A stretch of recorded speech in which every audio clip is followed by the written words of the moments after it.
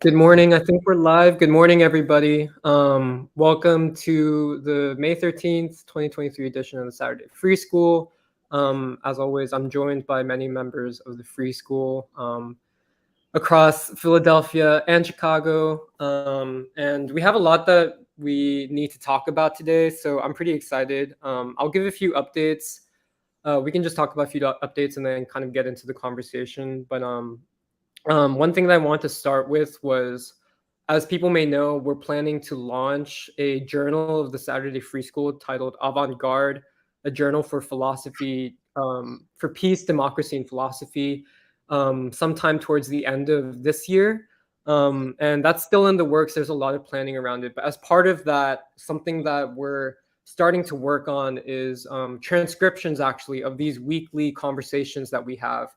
And so people may have seen, but we released a transcript of Doc's opening remarks from a few weeks ago, kind of introducing or reintroducing like why we're reading Hegel's Science of Logic, what is the purpose of kind of engaging with philosophical questions, and what is the context for in terms of the world historic moment that we're operating within, and the opportunities that exist for revolutionary politics and the struggle for ideas and for the future.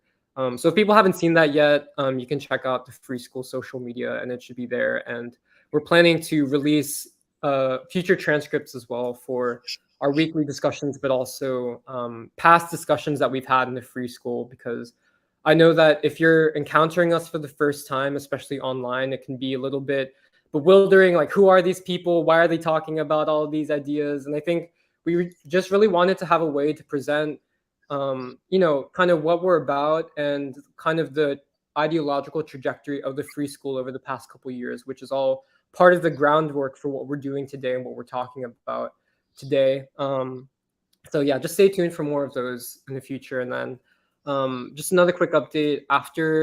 After this Free School today, a few of us are going to head over to Uncle Bobby's in, was it Germantown, I think, for an event on Malcolm X, the sixth annual symposium for Malcolm X, and Doc's going to be speaking on it. So we're going to be heading over to that. And then last update before we get into conversation, many of us are going to be heading to Chicago for an event that Meghna and Neha are organizing over there with the DuSable. So I'll just hand it over to Meghna to give some updates for that.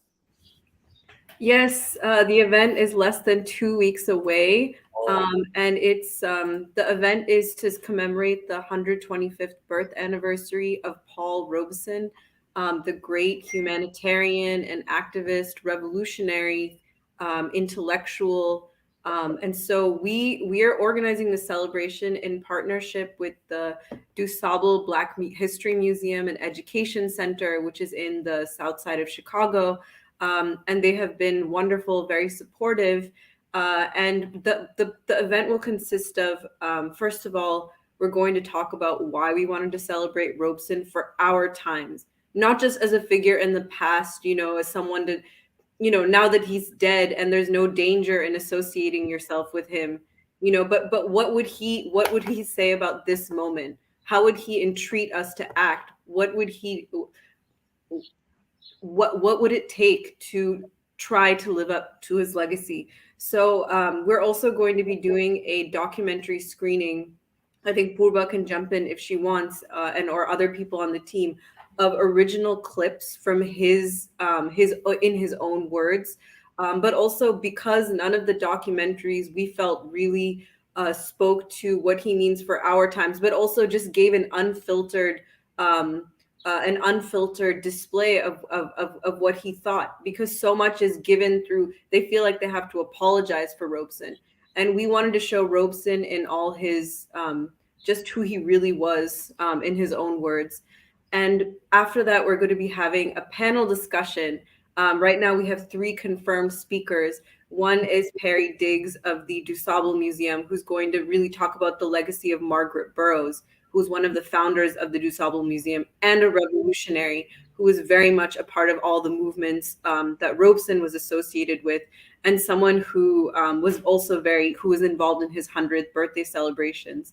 Also, we will be having Dr. Montero coming from Philadelphia, which is just fantastic because this is our first event in Chicago, and that direct link between Robeson, Du Bois, Henry Winston, establishing that and really talking about what it means for this current world situation, emerging world situation. And finally, we're going to have the Minister Ishmael Muhammad of the Nation of Islam, Mosque Maryam, which we're just so excited about. They have been absolutely wonderful, and hopefully they will speak on the legacies of the Honorable Elijah Muhammad and Paul Robeson. And so after that, we hope to have some musical performances. There will also be refreshments served. So I think it will be a very special event. I'm so honored that all of you in Philadelphia are coming, making this trip. A lot of people who are on this live stream now, but also Pastor Keith and Dr. Carolyn. So honored that they're coming, and just very excited. I just wanted to ask. I'm going to post a link to the Eventbrite. I just wanted to ask that you please RSVP on the Eventbrite if you are coming, because it's very important we have an accurate number of people. And I'll also post the link for the GoFundMe as we continue to raise so we can provide honorariums for the speakers and all of that. So yeah, I'm very excited to see you all. If anybody else has anything they want to add, please do.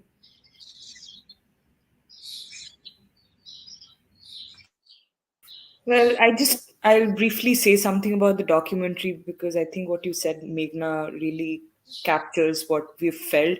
We are going through. So, I mean, first of all, it's remarkable how little material is to be found for Robeson. And it just gave like while we did this research, it really made me understand what people mean when they say that figures like Robeson have been erased. And the other thing that, what we felt when we looked at some of the documents, like Meghna was saying, that already exist. Yeah, it's like some of them are so clearly intentionally an attack on the person of Robeson to bring him down, and some of the others just don't manage to get who he was and what he meant for the world's people. So we are basically trying to take what is available, testimonies of Harry Belafonte, Winston, Lloyd Brown, figures like these, and almost like from scratch, bring back Robeson's memory for people who don't know who he was and what he meant, how large he was. And tentatively, we've titled the documentary Paul Robeson, A Man for the Future, because, I mean, we're really trying to capture this idea that, these people and the lives they have led and their legacy offer us something that can help us, formulate the path towards the future, and that there is a future, that you cannot give up on, human beings, because these figures have taught us not to. So I just wanted to add that. Yeah, I'm really excited for the event. I'm not going to be able to attend in person, but I'm really envious of everyone who's going to be able to go. And yeah, I feel like everyone who's in not just Chicago, but in the Midwest area, this is not an event that you want to miss, because I think this is the first time that the Free School is going to Chicago, like doing an event in Chicago. Um, and yeah, I think in terms of even like the documentary, it's just really crazy to me because I don't know. I feel like in general in the free school over the past couple years, we've really developed and flourished in so many different areas to the point that we're able to produce our own documentaries. Because, and it's not just because we do it out of like for an arbitrary reason, but because, as Purva was saying, like there's an actual need for this kind of stuff, a need for this kind of information to be shared. And yeah, just quickly, it reminds me of some of us have been reading Robeson's memoir or autobiography, Here I Stand. And there's just like a beautiful moment in the epilogue where he ends, where he said he kind of ties together like Sputnik from the Soviet Union and like talking about like basically like Soviet technology and Soviet science, but he connects it to I think the Little Rock Little Rock. Nine. Yeah, yeah. And I don't know, just I'd never encountered that interweaving of basically how he understands the future in that kind of way before. So yeah, I'm really excited to see what comes out of the Robeson event. But if people don't have comments, I think for this free school, we're going to be talking about a lot of things. But I think building on some of what we've already talked about, especially the World War II and what it meant for humanity, and how kind of what was produced out of World War II has led to this moment of history that we're currently living in, with which what we've in the free school have called the Afro-Asiatic Reconstitution of the world, in our 10th anniversary vision statement. And if we have time, I think we're going to get back into Hegel's science of logic. But yeah, just wanted to hand it over to Doc to kind of sketch out what we're thinking about. Okay, thanks a lot, Jeremiah, and good morning to everybody. Yesterday, I spent yesterday afternoon such a beautiful time with Purba and Shambarta and Chantanu, and we were talking about Robeson and the documentary and how so much about him is dismissed or erased and distorted. And frankly, it was very heartbreaking. There's some stories I'd like to share, but not now. But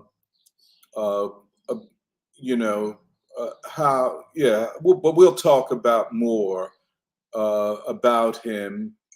But yes, so I just want to talk a little bit about the end of World War II and the moment that we're living in.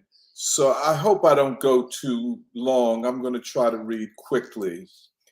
On May 10th, 1945, the government of the Soviet Union announced that the Red Army, that is the Soviet Army, had captured the seat of government of Germany and of the Nazi regime, thus declaring the complete defeat of Germany. In the most profound sense, this victory belonged to the Red Army, the Soviet government, the Communist Party of the Soviet Union, and most significantly, the Soviet people. We must get this clear. There was not shared sacrifice or shared commitment in the fight against Nazism, as we are so often told by American propaganda. The Soviet people sacrificed 27 million people killed. The war was fought essentially in the Soviet Union. The German army called its operations in the Soviet Union Plan Barbarossa. Over 2/3 of the German divisions fought in the Soviet Union. In the end, this was a war as conceived by the German government and politicians in Western nations, especially in the United States and Great Britain. This was conceived as a war against communism, to bring down the government of the Soviet Union, its Communist Party, and to bring socialism in the Soviet Union to an end, and ultimately dismantle the Soviet Union. The Soviet Union was a union of 15 republics and over 100 nations, nationalities, ethnic groups, and tribes, and over 25 languages. This was the first experiment in human history of this type of union. However, the end to Nazi Germany and its war machine was the culmination of a 31-year systemic crisis of world imperialism and world capitalism. The deepest crisis of the almost 500-year history of modern capitalism. I wish to return to that. The main events of this crisis, and I'd like to just name them. This 31-year crisis. First, World War I. which lasted 1914 to 1918. The Russian Revolution of 1917, which was in large measure what brought the war between European powers to an end. I wish to repeat that. Germany was not so much defeated on the battlefield as much as the Bolshevik Revolution of 1917 convinced leading politicians in all of the belligerent countries that unless there was a unity to bring this Bolshevik revolution to an end, it could spell catastrophe for the entire West. However, the manner that the World War I came to an end created a profound political crisis in Germany itself, resulting again from the terms that the war was ended upon. And Germany in the 1920s was a very divided nation because of the disputes about whether the war should have ended, whether Germany was defeated, or whether Germany and the German army were betrayed. If you listen closely, that is precisely the platform upon which the Nazi Party rose.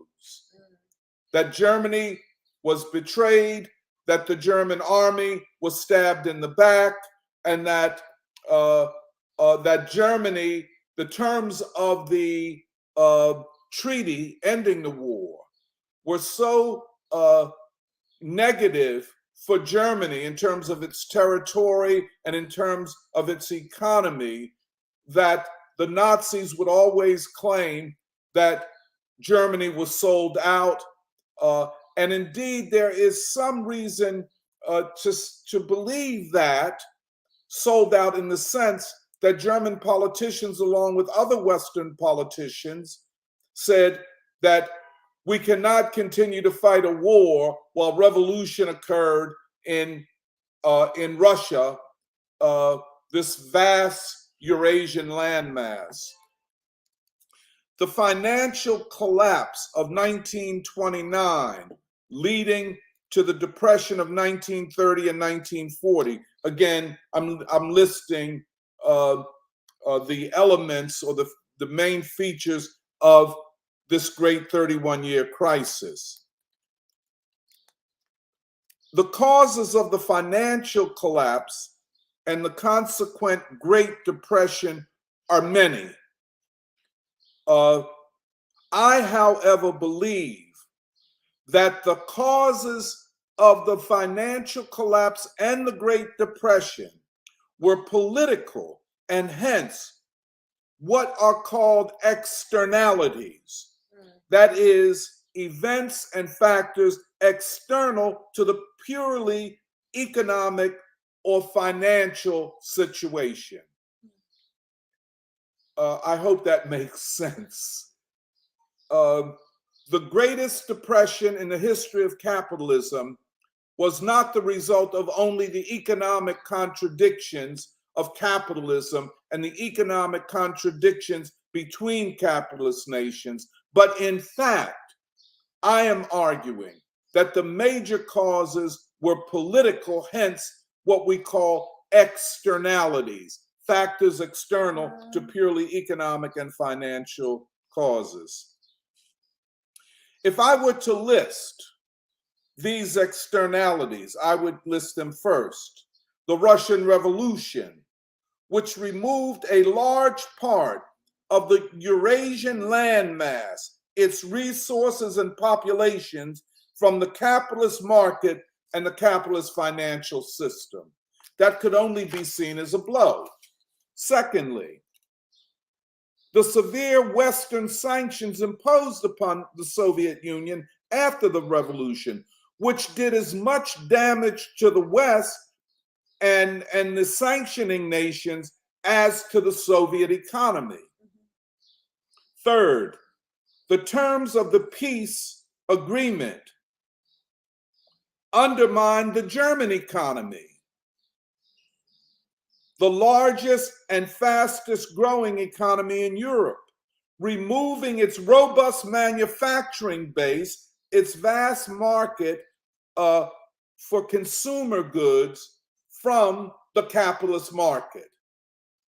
Not removing it completely, but shrinking it.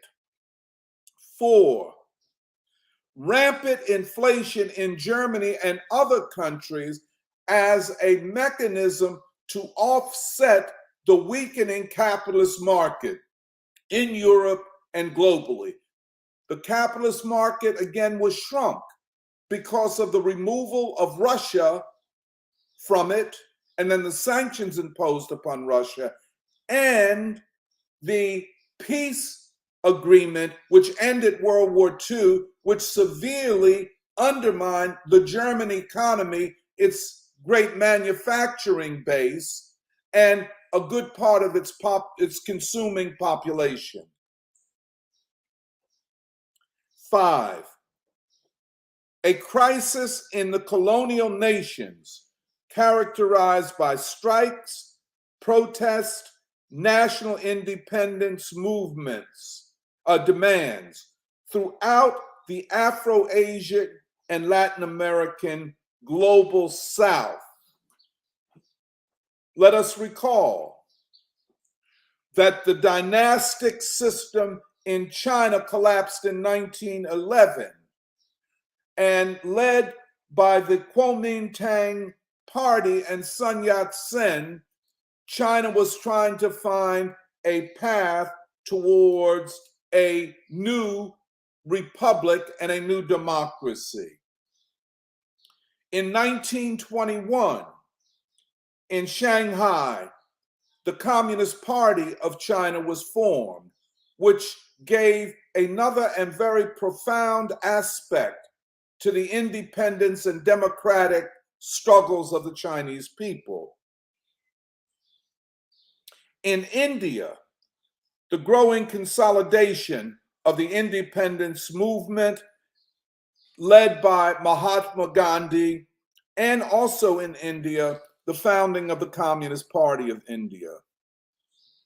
All of these were political factors which created the conditions for the financial collapse and ultimately the Great Depression of the 1930s.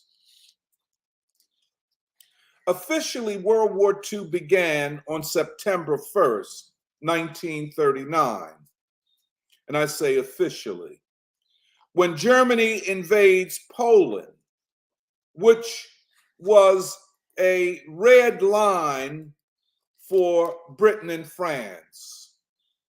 They therefore declared war on Germany, but not actual war, because they had no intentions of going to war with Germany, because they wished to encourage Germany to move to the east and towards the Soviet Union.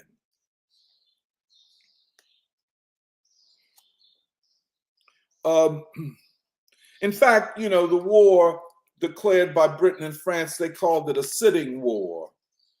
It was a war in name, but not actually.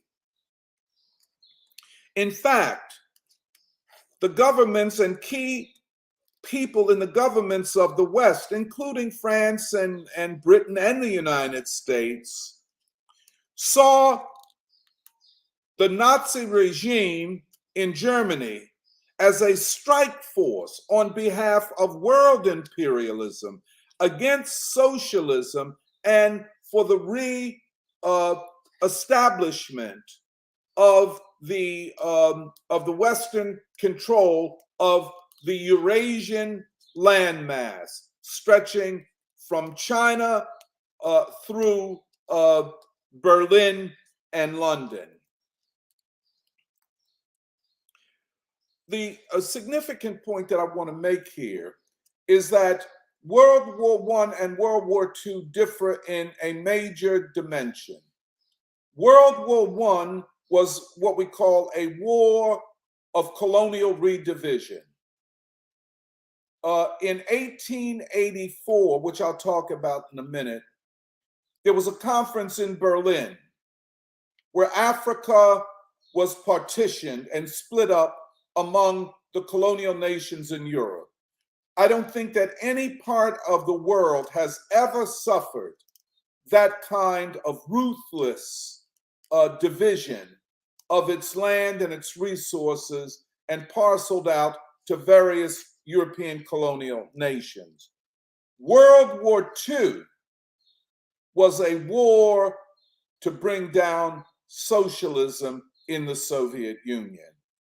And Hitler and the Nazi regime acted as what we call a strike force for world imperialism, a vanguard for world imperialism in this objective. In June of 1941, German forces begin the war in the Soviet Union, which in fact begins World War II in Europe, which was the main center of the fight at any rate. The victory 4 years later of the Soviet Union was an ideological, political, and military victory, but not just for the Soviet Union, but for the democratic and peace forces and forces fighting for socialism all over the world. That victory elevated the moral, political, and ideological stature of communist parties everywhere in the world and of the world communist and working class forces generally. That is why it was necessary, especially in the United States, to break the back, to undermine this new respect that communist parties and left-wing movements had among masses of people because of their role in the anti-Hitler struggle. So we come out of World War II with a whole different political architecture and a whole new situation of human consciousness. I'll come back to that.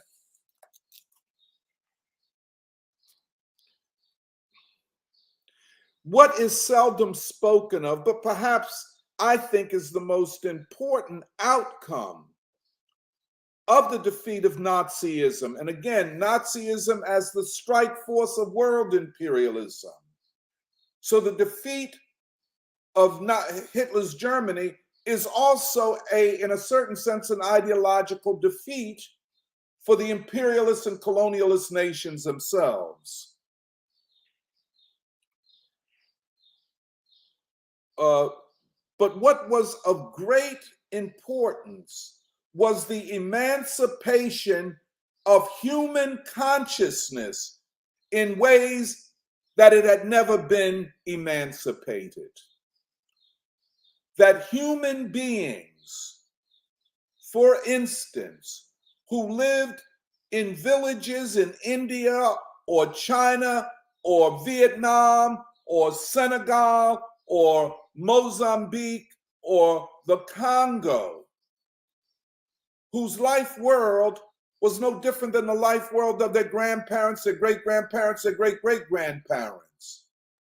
All they knew of the world was their ancestors, their family, their extended family, their tribe, and the place where they lived and where their ancestors had lived. A vast change began to take place. This field of study of human consciousness might be called the history of human consciousness. A new ideological moment emerges with the defeat of Nazism.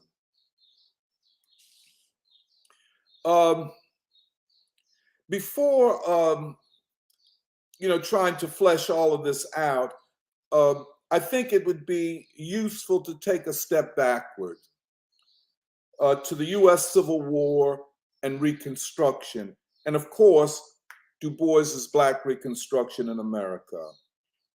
And again, we cannot say it enough. This is one of the greatest scientific achievements of modernity. The insights in it and what can be drawn from it are enormous.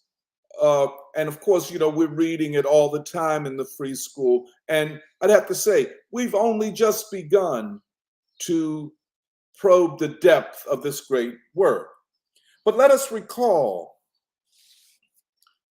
that Du Bois argues that between 1860 and 1880, the Black proletariat was the most advanced part of the world's working masses. I wish to repeat that. This is an extraordinary, singularly important, not asserted anywhere else except in Black Reconstruction. And I'm often wondering, all of these very smart people who claim to have read Black Reconstruction in America seemingly have no idea of this point. Du Bois argues, and here we're talking about the 19th century, most of humanity lived in darkness. They were not a part of, in a conscious sense, of the conscious movement of world history. They knew that they were not governing themselves, but as a conscious force in history, they were not that. Except the Black proletariat represented the most advanced contingent of world humanity in the period 1860 to 1880. Du Bois insisted that the resistance of the enslaved proletariat in the United States was as advanced, if not more so, than the uprising of European workers across Europe in 1848.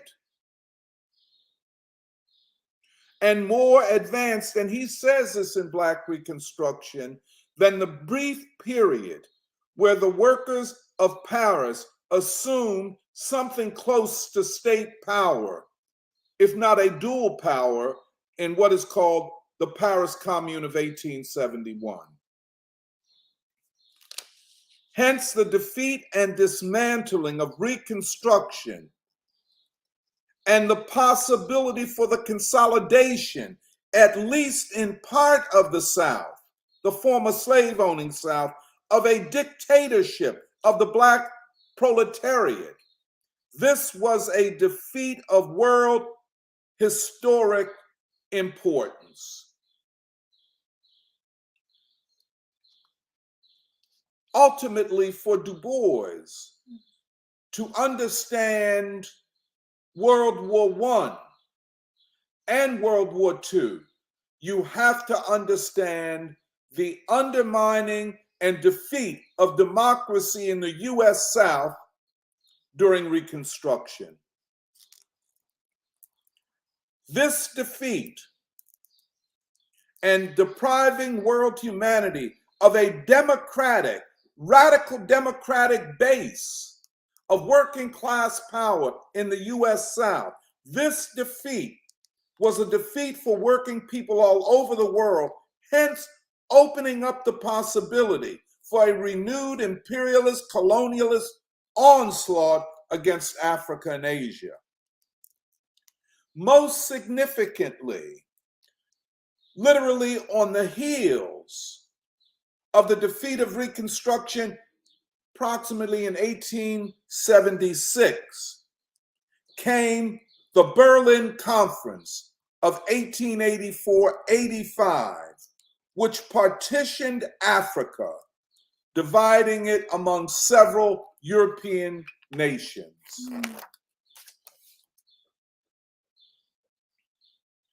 the importance of going back to 1860 to 1880, a la Du Bois. In the Du Boisian sense, what we are doing is what is today known as long wave historical analysis. This method is associated with the Russian historian Kondratiev. We call this Kondratiev long wave historical analysis. Du Bois was always doing long wave historical analysis. Kondratiev says that the period most revealing and appropriate for understanding any historical phenomenon is a 75-year period.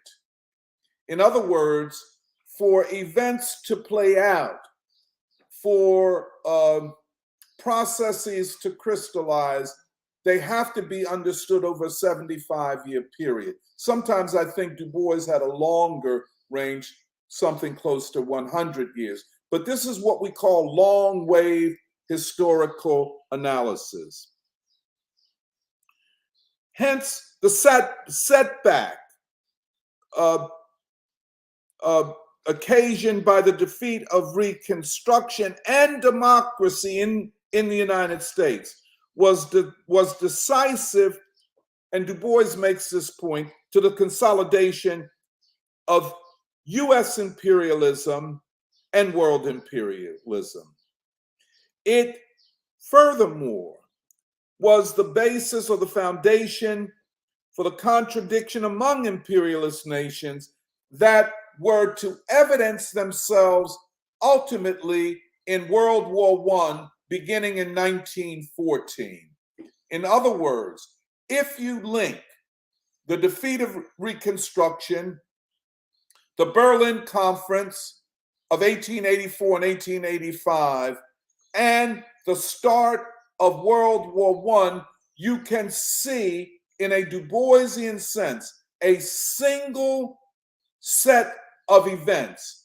And the defeat of Reconstruction clarifies, I think, the Berlin Conference, and the Berlin Conference clarifies World War I, and World War I is a war to overturn the Berlin Conference partitioning of Africa, and it was Germany's way of saying to its capitalist partners that the partition of Africa was unfair, and Germany, the fastest growing economy and the most industrial economy in Europe, deserved to have a bigger part of the colonial spoils.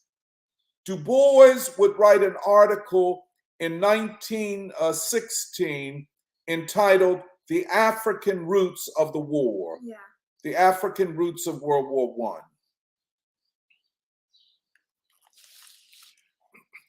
We could say more about this, this connection ideologically between the defeat of Reconstruction, the rise of the ideology of white supremacy in new ways, and Nazi ideology, where the Nazis said openly that they draw upon the American experience and American ideas to give form to their racial supremacist ideas.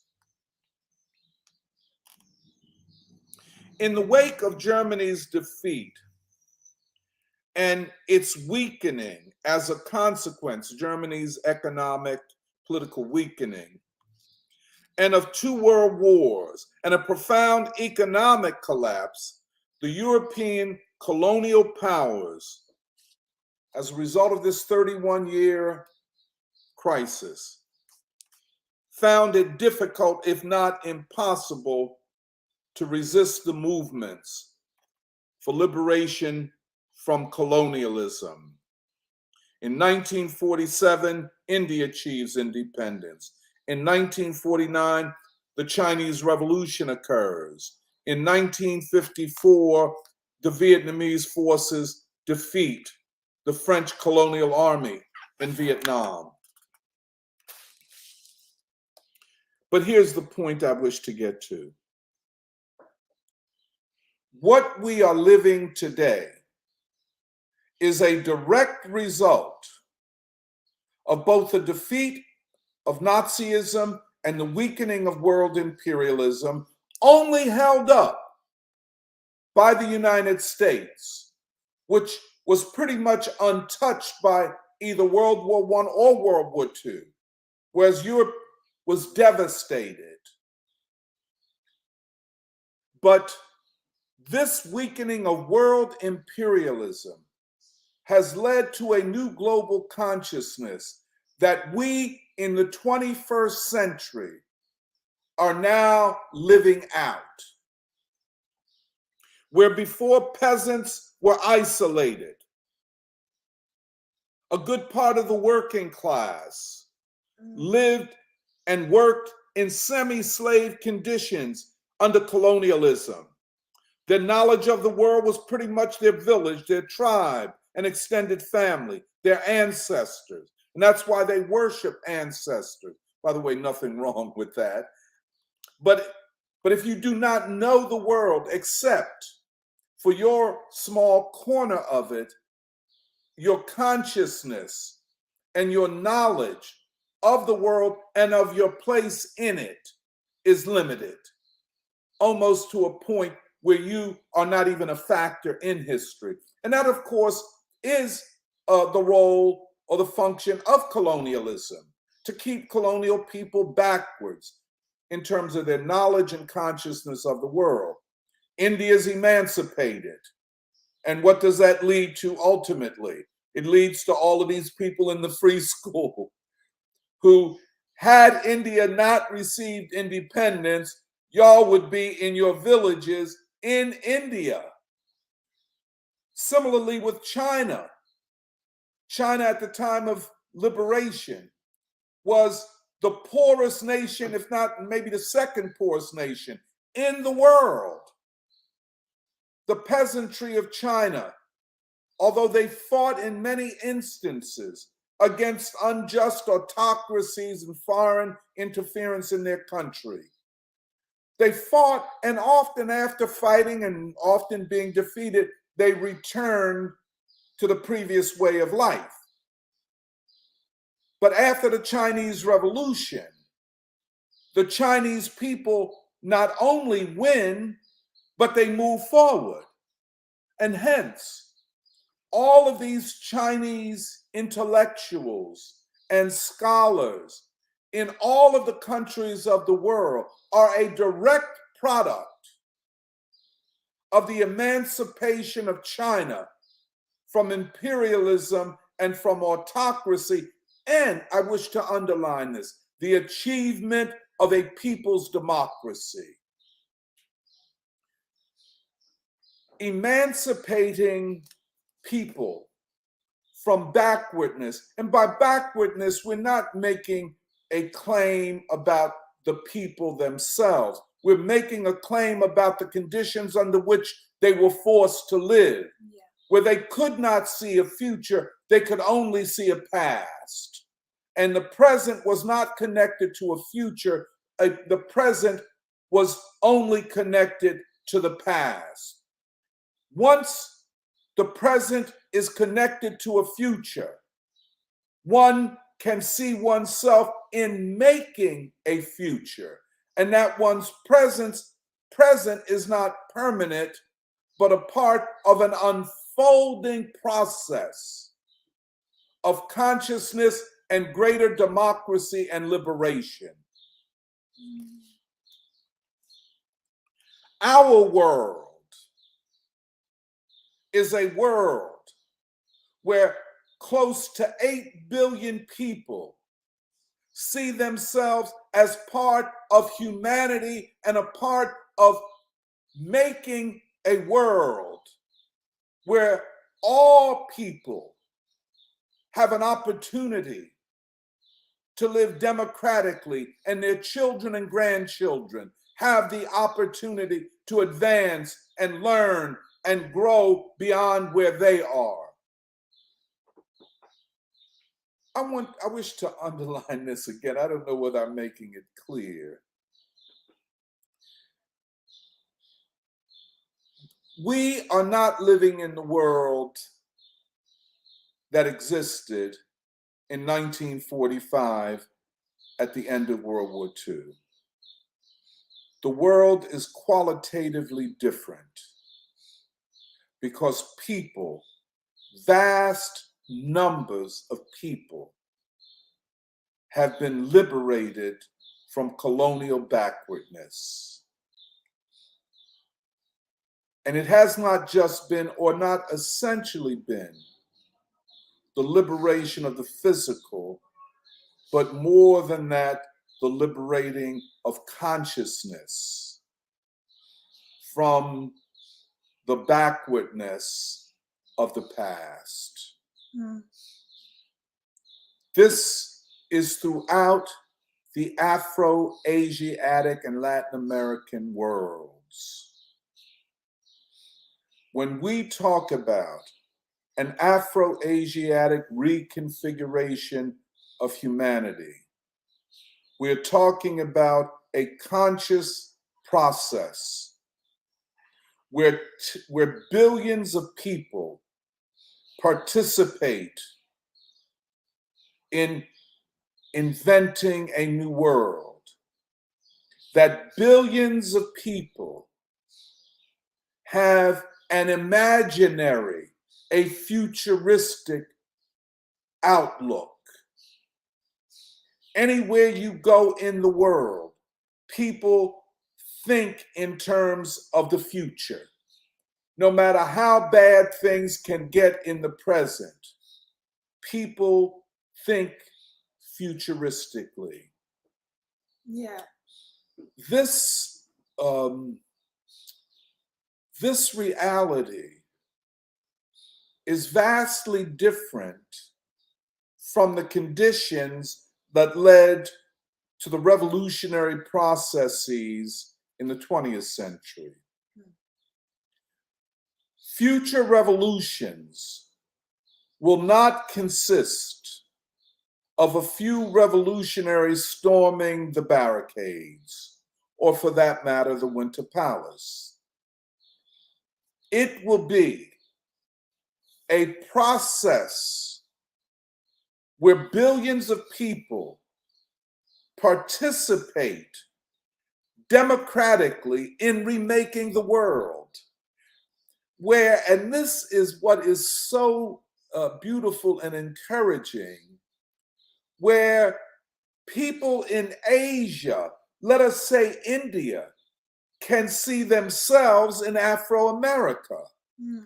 And Afro-America can see themselves in India. And India can see itself in Africa. And Afro-America can see itself in China. It is what Naya called the human universal. Mm. Such a wonderful concept. The human universal, not the human as a thing in himself or herself, not an abstraction that could be expressed in religious feelings, in religious narrative, but now a human universal, that the oneness of humanity is universalized through the actions of humanity itself. Hence, when people look at a future, what they are saying is that we are not, when we talk about freedom, we're not talking about freedom from, we're talking about freedom to. This is obvious everywhere. I mean, it's just amazing. However, the ruling elite, especially of the United States, have not given up. And hence, through their attempt to seize the commanding heights of culture and ideas, to take over the universities and turn them into centers of anti-people, anti-working class ideas, to take culture and say, for example, the cultural icon is not the Paul Robeson or Harry Belafonte or Nina Simone or Lorraine Hansberry, who would say that I am a cultural figure because culture is the fight for the people. And they all said, I'm not singing, I am not writing, I am not reciting poetry, I'm not writing novels, the case of Baldwin, let us say, for the sake of getting rich. I'm a cultural artist for the sake of uplifting humanity. I guess I'll end here. To me, all of this is so beautiful because it is so in line with what we think and do in free school. Our practice is anchored first to a deep and profound respect for and belief in people. We get that from Robeson, from Du Bois, from this great tradition, Gandhi, Mao, you know what I'm saying? We respect and love people. But that respect is not empty and shallow. There's respect based upon our understanding of the capacity of people. And that is not an unscientific or, if you will, metaphysical thing. Empirical evidence, scientific study and evaluation demonstrates that the human capacity is greater now than ever in human history. There is no revolutionary theorizing which negates or belittles human capacity. Yesterday, I was with Purba and Shambarta and Shantanu. And one of the things I was trying to take them around and showing them some of the sites of de-industrialization. And, something that is not well known or even acknowledged is that in the United States, one of the greatest organizations of modern industry took place. A lot of people try to say, well, this was the result of very bright engineers who knew how to set up industrial organization. Well, you can't deny scientific engineering and that type of thing. But if you want to be real about it, the invention of the great manufacturing system in the United States, the envy of the world, Lenin, Mao, Gandhi, Indira Gandhi, they all looked to this system. But this was not the result of engineers alone. This was the American working class that engineered from the bottom up the system of industrial production in the United States.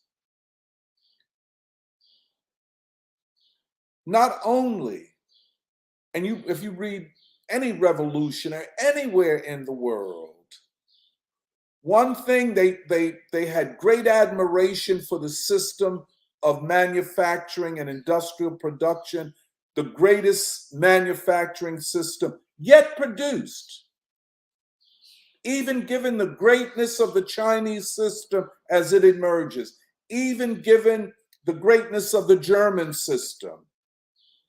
This was by far the greatest manufacturing system ever produced. But in admiring this system, all revolutionaries, all people who had an interest in the scientific organization of production, admired the US working class. Its intelligence, its discipline, its work ethic, and so on. No way to get around it. And, you know, when I took Shantanu and Sambarta and Purba around, I was trying to indicate to them just about the Philadelphia working class and my own experience and my parents and so on. Highly disciplined, highly organized, highly intelligent, very conscious of the world that they lived in. And then came de-industrialization. It was one of the most ruthless assaults upon a working class, perhaps ever in history. One could say that de-industrialization could be compared to the defeat and overturning of Reconstruction in 1876. De-industrialization was to render the American working class weak, disorganized, and in a lot of ways anxious and depressed, not seeing a future out of the crisis.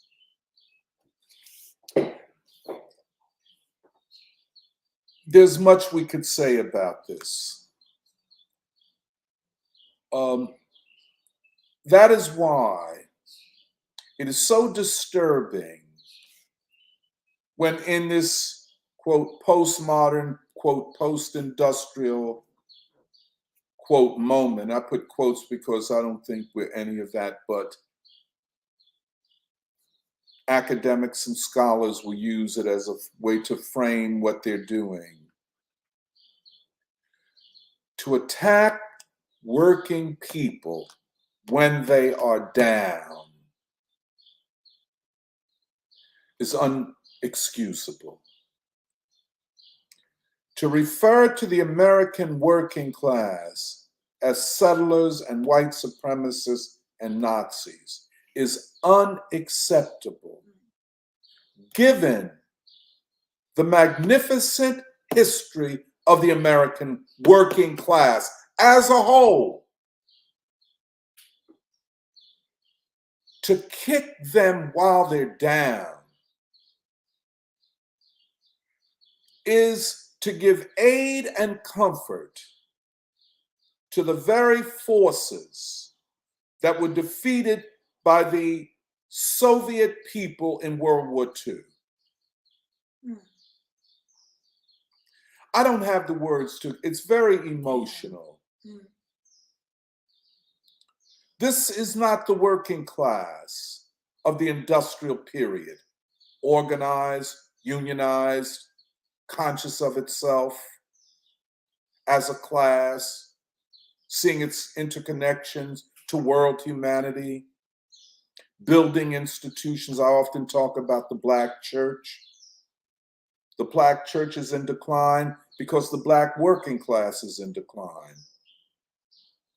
Black workers financed and supported these churches. I know that from my own family's experience.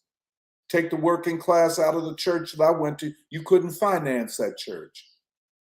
We weren't getting money from philanthropists and nonprofits and that type of thing. It came out of the pockets of the working people who were the members of that church. Working people built civic societies, be they sports clubs or political organizations. The environment that we see in the United States is a result of the ruthless policies of de-industrialization. You want to know why a young male, Black, white, Latino will go out and kill randomly? He is not attacking first and foremost the individuals that he kills. This is an attack upon society itself.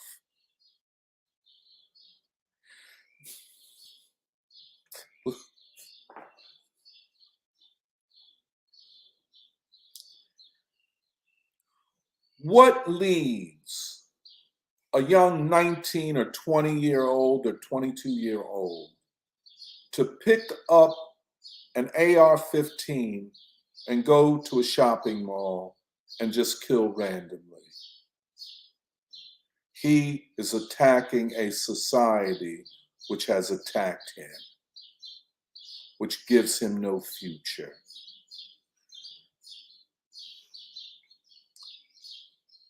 All of this must be traced back to the ruthlessness of this ruling class. Just one other thing. Once they dismantled the industrial base, then they went about infusing society with anti-working class values, anti-people values, and they're the same. You're anti-people, you're anti-working class, because most people are part of the working class. But then, and I saw this, and I think if you study it, you will be able to see a culture that became preoccupied with money. And as I say, the bling bling, rather than human values. As the financial oligarchies became more powerful, and by the financial, I don't separate Wall Street from Silicon Valley. They function in the same network of finance and technology and ideological assault. The values of the commodification of the human being, the valuing of human beings based upon money and material things. Sports becoming a venue, not for sports or even sports people, but to sell things. This transformation of society from values that are created by working people to values created by a financial oligarchy. Why should I accept the values of a Silicon Valley person talking about AI? Why should I accept them over the values of our ancestors, of a Paul Robeson? Is this guy co-founder of Twitter, Joe Dorsey? Should I listen to him more than to Du Bois or to Robeson or to Martin Luther King? Is his values more important? And so they turn society out. They undermine public education. They govern in a way that punishes ordinary people through tax policies, through giving all kinds of sweetheart deals to gentrifiers and these no-good university administrators and hospitals. But humanity moves on because the values of this tiny group that rule so much of our society are at odds with the consciousness of billions of people throughout the world and growing millions in the United States. At first, protest, which is a negative thing of we're against, but ultimately a positive freedom to act, freedom to be a conscious agent of a remaking of a life for me and my children.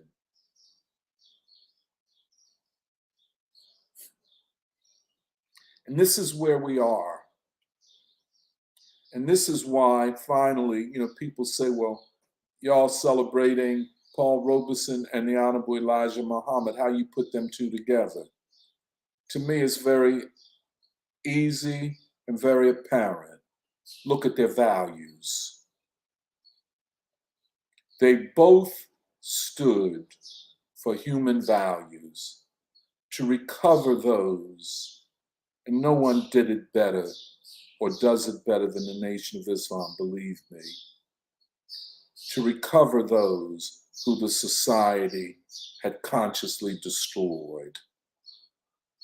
And Paul Robeson, the same thing. I will speak for those who are the colonized, the oppressed, the working classes. I'll stop there.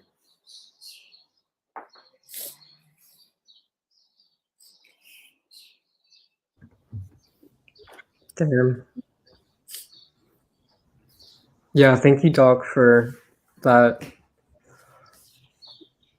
I think, I feel like there is a lot in there, and I think on a personal note, I'm actually pretty I'm grateful that you talked about, because there was a shooting in Texas recently, which was at a mall that my family used to go to a lot, and actually we are either family friends with, or we just know, like, if people know about the shooting in Allen, Texas, there was a Korean family that was killed, and they go to churches that we know, and I think we have mutual friends with them, and so it's been a lot to process, just because it was a place that was like very, I have a lot of memories from that particular mall in my childhood. But my sympathies go out to you, Jerry. Believe me. I feel your grief.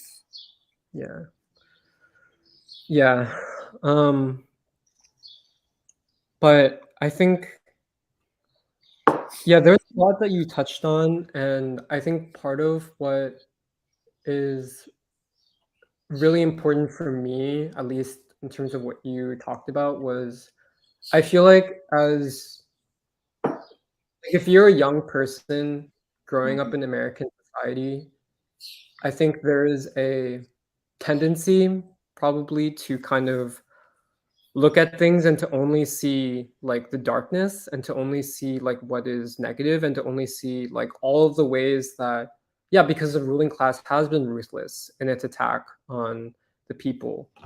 And I feel like even when you talked about the period after World War II, I think there's a tendency for people, for like, I don't know, even people like myself, when like you're becoming more quote unquote like conscious of just like basically imperialism and all of these things, I think there's a tendency to kind of just see it as like everything after World War II was bad because the US became like the supreme imperialist power in the world, and it was all negative, and there was nothing good about it. But I feel like the point of this is that every historical period carries its contradictions.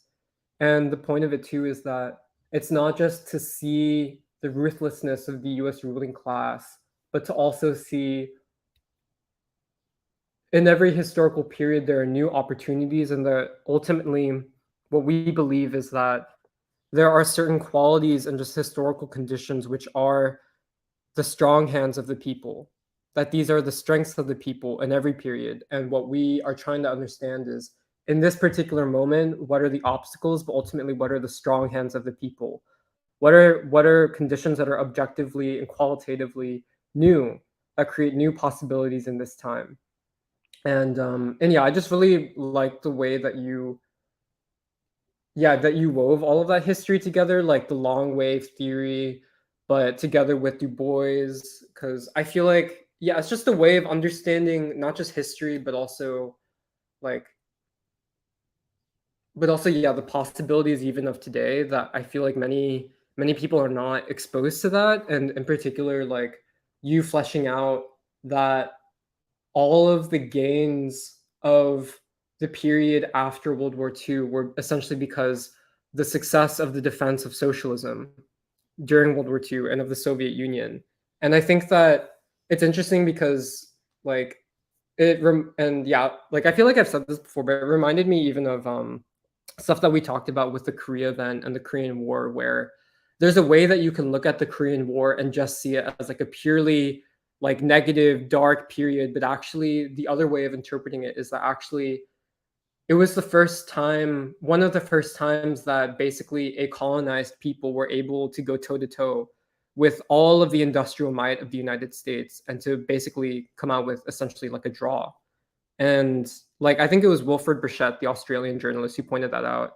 And yeah, it was just something that it's like a way of understanding history that I'd never encountered before. But even when you were talking about the US working class, it reminded me of Du Bois and how, and I think it's in Russia and America, where he says like the American people don't want war with the Soviet Union. And it's interesting when you look at polling data from the period right after, like the years right after World War II, where the majority of Americans like actually did want peace and cooperation with the Soviet Union, and that this was something that was eventually turned by the ruling class and by the media and all that. But that basically World War II created this space where especially the Black proletariat became very, very conscious of what was happening around the world. And I think this was something we got out of the Catherine Blunt interviews, where she talked about growing up in the 50s and how everyone in the Black community in North Philly knew what was going on in Africa and in Asia, and they knew about basically the world anti-colonial movement. And that this is an unknown or underappreciated aspect of how was it that America was able to ascend to such heights of like industrial prowess, where one way you could interpret it as like, oh yeah, it was only the ruling class which created this, but actually no, it was the Black proletariat and the US working class as a whole, which was conscious of the world and which created this and built this built this industrial base for the United States, which was on the one hand used basically for, I feel like, for the supremacy of like US imperialism, but like that's not the entire story of it. Like it also contained the seeds of America's future, of a possible American future. And yeah, just the last thing I wanted to say is I found this speech by Fidel Castro from 2005 called A Dialogue Among Civilizations, where he talks about how, well, one, he like reflects on the meaning of civilization, but he talks about World War II and the Soviet Union. And he says, Cuba was able to survive through the difficult period of the 90s because of, in part because we learned the lessons that, or we saw the human qualities that the Soviet people were able to exemplify through World War II. And for us, it was very important that we had like Russian literature to read during the arduous period of the 90s, because we saw what human examples were, like what the Soviet people achieved in defeating Nazism during World War II. And it was very important for us to know that that was possible. And yeah, he ultimately comes to the conclusion that like in the midst of all of these crises of climate change, of war and everything, of poverty, he says like, my conviction is that it is human consciousness which will be able to solve all of these problems. And yeah, and he's like, I have a very profound belief in the capacity of human beings. And yeah, I don't know, it reminded me of everything that you were saying. But yeah, sorry for going on a bit, but yeah, really interested to hear other people's thoughts too.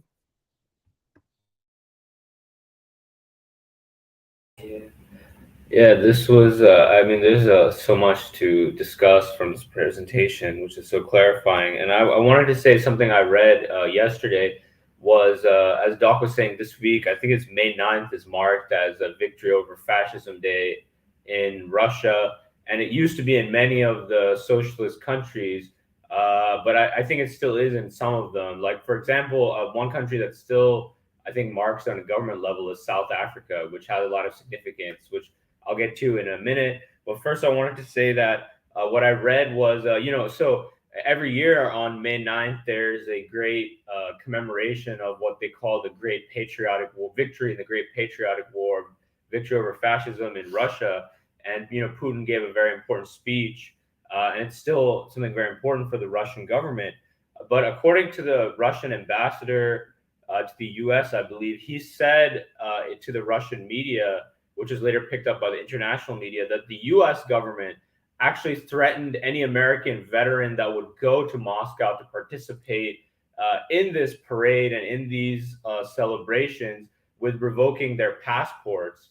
And at the same time, something we talked about previously in Free School is that the United States and the EU are officially engaging in a revisionist history to equate fascism, Nazism, and communism, and to take away, rewrite. I mean, that's been going on for a long time, but it's be coming back to rewrite history and to not give all due credit, as most of humanity does and has in the past, to the Soviet Union and the Soviet people for their success, for the victory over fascism, as I mentioned. And of course, all of that is tied up with the fact that now they're glorifying these Nazi forces in Ukraine and taking billions and billions of dollars from the pockets of the working people of the United States, as we were saying, in the context of de-industrialization, to fund these extreme Nazi forces in Ukraine. And that's a direct tie back to World War II and this history. And also reading Robeson, reading Here I Stand as well, and other of his works, you see how invested he was in this struggle against Nazism during World War II. Actually, later in the 50s, when he was called before HUAC, he talks about how he was proud to be part of this struggle. Mm-hmm. And that actually, interestingly, he went to the different front lines and used to sing songs to all the Allied forces, including the Red Army, but even to the U.S. forces, the different partisan forces in France and Yugoslavia, and Italy, and other places.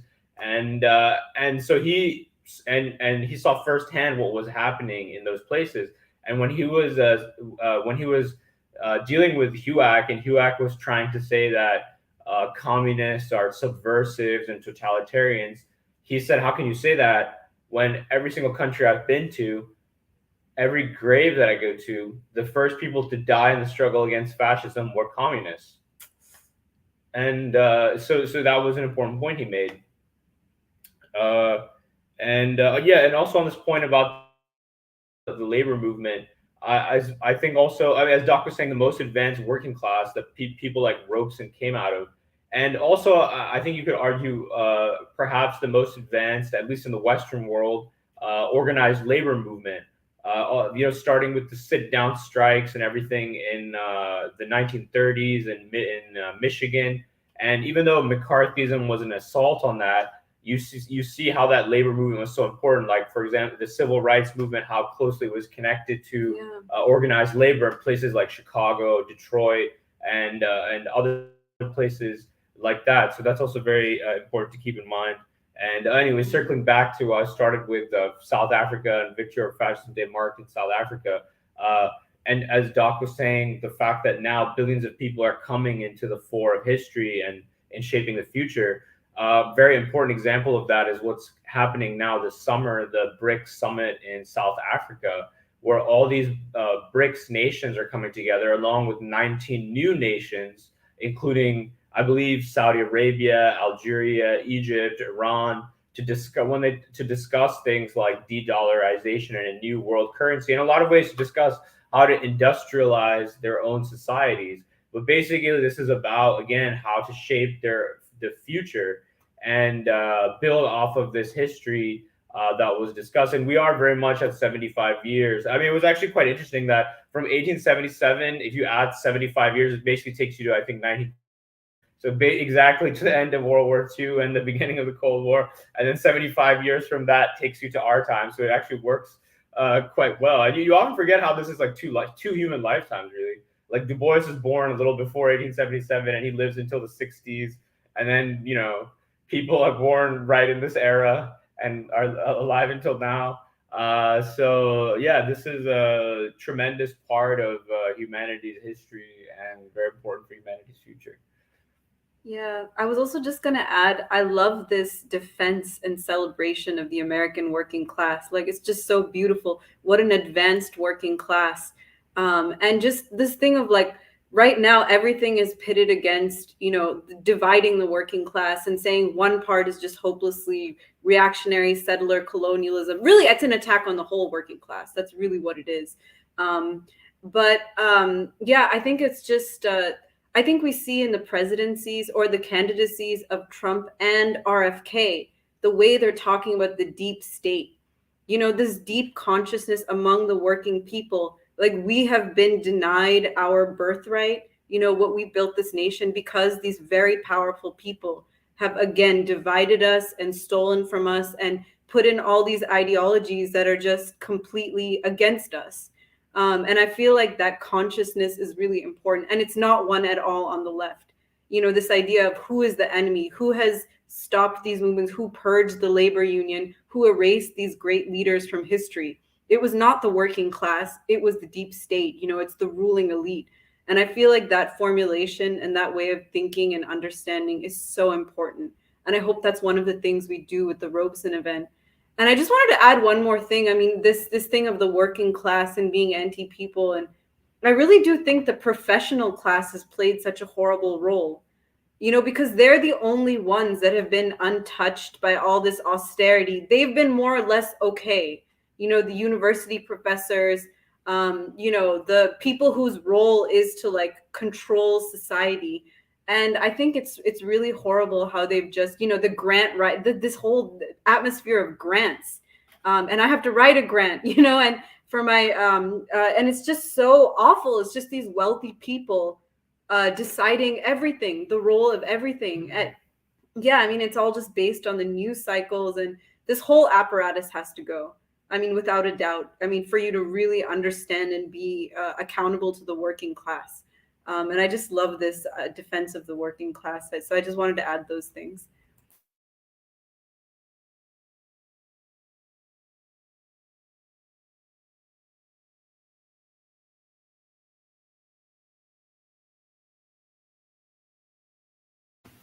Well, I wanted to say that this conversation is also making me, you know, what Jeremiah was saying, this thing of having figures in history serve as examples for your own life. And the way people like Robeson and Du Bois and others have been erased so that young people don't have that kind of example to look up to and to understand what happened historically through the lens of these people's lives that they led and what they defended and what they stood up against. I mean, this is also making me think of like this town hall that Trump did on CNN. And I've been trying so hard to find the whole thing, you know, and you can't do it. You can only get these clips, or you can get like analysis that other people have done of what he's saying, and oh, he's lying about this, he's lying about that. But I don't want to listen to that. Let me listen to the man himself and make my own decision. But I just say that to make the point that whenever there is an example that the ruling class feels like, if young people and ordinary people can look up to and in it see some kind of hope for not just their life, not just their own lives, but also for society at large to move towards something bigger, they erase that and they make sure it's not available except in some sort of distorted form. And I also like to make this the point of how this sort of starts to explain the state of, you know, the natural sciences right now, and the universities and the physics departments and, you know, the chemistry, whatever, the science departments, because around the time of World War II, or even right after it, there were scientists, physicists, who were involved with the working class. Some of them were Marxists. They had commentary on what was happening with the working class and the way the working class was moving. But they've basically, by separating that, the scientific community from the working class, they've managed to create these sort of insular bubbles where now if you're part of these science departments in universities like the University of Pennsylvania, you're supposed to almost not care about anything except science in its abstract form, and you don't have to care about workers. You don't have any, like, this, then you become just professionals, like Meghna was also saying. And this is just so ahistoric because I think scientists have had contributions to make to where society was moving, and also to work out deep philosophical questions that come up, and in the moment they come up, what like they represent something different in different times, and scientists have had a role to play in determining where things are moving. But you don't see this anymore. I mean, this is the first time that I am thinking about things like this because I haven't been trained that way. We didn't have examples. This vilification of the American working class, I think it has been in effect for a really long time. I think that the general idea of the American working class, or Americans as a whole, are these uneducated, racist people, and that comes from uh, the time that America was founded. It was founded on genocide. It was founded on slavery. So all of these narratives take precedence over the actual formation of a legitimate working class, who were educated, well trained, and contributed to society, contributed to the world. But that narrative has completely been obliterated because at one point the American working class faced off against finance capital, and the ruling elite sided with finance capital. They they realized that America's time as a productive nation, as a nation that actually made things, manufactured things, giving jobs and a livelihood and to just thousands of people, that was less important than the economy. That was less important than America establishing its role as the finance power or finance capital of the world. And it was so deeply moving when Doc, Purba, Shambarto, and I, we were going around looking at this shipyard. It was incredible. It almost felt like a community built within the city for just the working class people, and it was my imagination went to those times when people would go, that they would they would get up, they would not feel depressed because they knew that they were going to the factories to work, and the blood and the sweat of their labor was contributing to something. They would meet other people, have conversations, real conversations. They would talk about the world, and that meant something to them. That is what kept them sane. That's what kept them not as fragile as the people today, you know. And I really think that this idea of the American working class, uh, that is being perpetrated or perpetuated today, is a false narrative. And you can see that, like, we've all spoken about Robeson. We've all been working quite deeply with the documentary and all of the ideological points that will go into this event in Chicago and then later on in Philadelphia in June. And he came from the working class, and I remember when he was being questioned by the House of Un-American Activities, there was nobody as American as Robeson, let me tell you that. And he was being questioned by the House of Un-American Activities, and one of them said, you went to Rutgers and you got a position to be educated, and now you're a entertainer and you earn money and you have fame. And what racism? Like, there's no racism. There's been no prejudice against you. And Paul Robeson said, let me make this very clear. The opportunities that I have obtained does not represent the rest of my people, the rest of the American working class. Not all of them have been given these opportunities. And we have to move as a community to give everyone the same opportunities that I was given. And that really stayed with me. Yeah. It's interesting the way that people, I think, like vacillate between, your vote really matters. You need to make sure that the voice of the American people is heard when it's election season, and then any other damn time of the year you need to chill. And really, I mean, a good portion of this country, their voice doesn't actually matter during the election season. And these people are supposedly backwards and incapable of thinking rationally. They're being lied to or pandered to. I'm talking about Trump supporters. And I guess you give them every name in the book, and that they're not able to see reality and make an assessment that is towards their benefit or something that is positive for society as a whole. And it's really interesting as well. The way that they portray, I guess, the movement of history as not the people themselves moving history. Let's say you talk about the Soviet Union or North Korea, they're like, wow, this is incredible dictatorship, the center of evil in the world. They have such control over society that this is how they're able to actually sustain themselves and keep forward.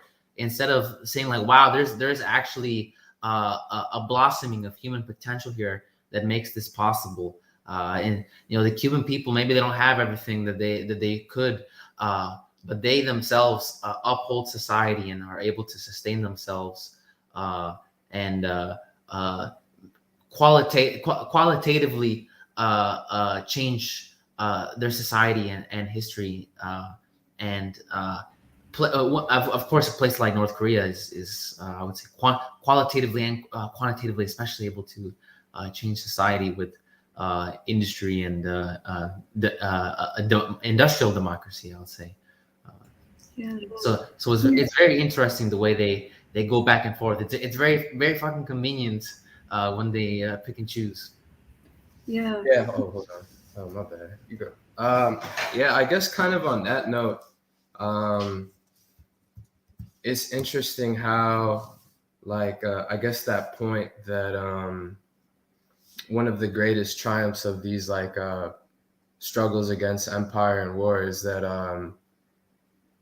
like the blossoming of the human potential and all the knowledge that was able to be created. And I guess like my brother was saying with like Korea and whatnot, how people are able to contribute to society is quite the opposite in the United States, that you see just all of so much effort and energy is put into like suppressing the natural, I guess, path of people to participate and learn and grow. Like you can see that with AI, how that's kind of an attempt to end history and provide the ultimate answer so that people no longer can have that type of say in the world. And just the conditions that we find ourselves in, just how poor like the schools are and everything. But I guess one of the the beautiful things about the moment being with, I guess, say the Trump people, but just people in general, is that they're very tired of that. And you see that with saying, like, bring down the deep state, like no more wars. The people want the truth so that they can make the choice themselves. So it's just it's very nice to have that, I guess, that view of history. And what was it called? The long wave something? That's new to me, but yeah, just so that long wave theory. Long wave theory. Yeah, so we can kind of make sense of things. Just because I don't know, otherwise it's just very confusing. Yeah, I wanted to add, regarding the tour yesterday. Like, I was thinking, a couple of years back when we were celebrating the Bangladesh Liberation War in free school, we were reading about, one of the books by, Mujibur Rahman, where he visits New China in, I think, right after the revolution in 51, 52. And he talks about the beauty of industrialization in China, what it means for a country coming out of complete absolute poverty and trying to build up its own people, build up its work, and the kind of beauty he saw in the industry, and the conditions for workers, and also the content of the work. And I remember when I was reading it, I had this feeling, okay, it's China where we have to look towards, and it is China, and all of the new nations which were coming into the world, so to speak, in the 20th century. But I think we didn't really have any idea of what the working class in America meant. And I think when we were taking this tour yesterday, this part of place like Philadelphia, but I'm sure in the rest of the country as well, simply the amount of work that had gone into planning all of this. I think young people today have are coming to terms with the fact that they have been severely lied to, not just about the world, but also about America, what it meant to be in America, what it meant for the American people. And I think there are serious consequences of these lies, especially regarding the the Robeson stuff that all of us have been thinking about. There have been many people who talk about Robeson, and they sort of they actually end up lying on behalf of where Robeson stood. And the thing is, many of those or they actually don't tell the entire truth, and that's because there is a price to be paid for it. But the thing is, I was thinking, what the consequences of such lies are, for the generations to come. And people are there are many people who have made these very pragmatic choices about what part of the truth should I reveal, what part of the truth should I stand by. And the thing is, these are usually driven by very petty very petty avenues of thought, when you're simply concerned about your own life and so on and so forth. But the consequences of this are severe. And yesterday I was thinking of Doc was showing us, and just showing the sheer beauty of all of this organization. And I was thinking, nobody thinks about beauty in this way anymore. We don't think of work as beautiful, we don't think of this kind of organization. And what Shantanu, everyone is saying, about all of these people coming together to form a community because you have a shared sense of purpose. This is not what young people find beautiful anymore. To find beauty, you have to go out into into nature and away from society. It's that sort of thing that has replaced a sense of beauty. And I think that's a loss that people have. We have to reclaim what beauty really means, and create it. It's not to be found outside of humanity, which is the current sort of the trend towards which people are going. And yeah, I just wanted to say that because yeah, it really was like a very emotional, but also a very beautiful part of city that we had never seen before. And yeah. Actually, this has been a really, really, really rich conversation for me. I felt like I was taking so many notes and I have so much to respond to. So I really appreciate us all really understanding these ideas. I mean, that's really an understatement, to be honest. The first thing I'll just say is that, yeah, when Alice, Emily, Doc, when we had gone and visited the Navy Yards too, I think in the moment I was just like, am I still in Philadelphia? Like this brickwork, these stone carvings, these huge ships. I mean, I think that originally when I had first come across, we were talking about how America's organization of modern industry was the envy of the world. I know for a fact, and this is how we all feel when we look at some of Diego Rivera's like murals in Detroit and also in his other works as well. Like at first I did not really understand what he found so beautiful about these machines and like people who are very buff and working on them, like what was all about. And now I really, really, really see it. It's about this beauty that we see in work, this dignity that we see in workers, what America achieved that actually was a contribution to world humanity, but in the realm of like the fact that everything that we've been talking, like every gain that we're experiencing democratically today in this generation, we owe it to the struggles of working people and their heightened consciousness to take the future into their hands and to build a new society. And that was something that honestly I feel as if only in these past few weeks or discussions am I able to fully appreciate, because it's easy nowadays to say, I stand with working people, they deserve $15 an hour, and romanticize them. And it's very easy to find that sort of stuff on the left, but really to really understand and be rooted in humanity and working people, it takes this kind of grounding in history. And I think you're right about the sense that it's a huge, huge loss that this is so obscured through either miseducation and people who continue to propagate, these lies and fictions about what it means to what the struggle is today. Is it against fascism, against these backwards working people, or is it against the ruling elite that has taken away and misconstrued this history?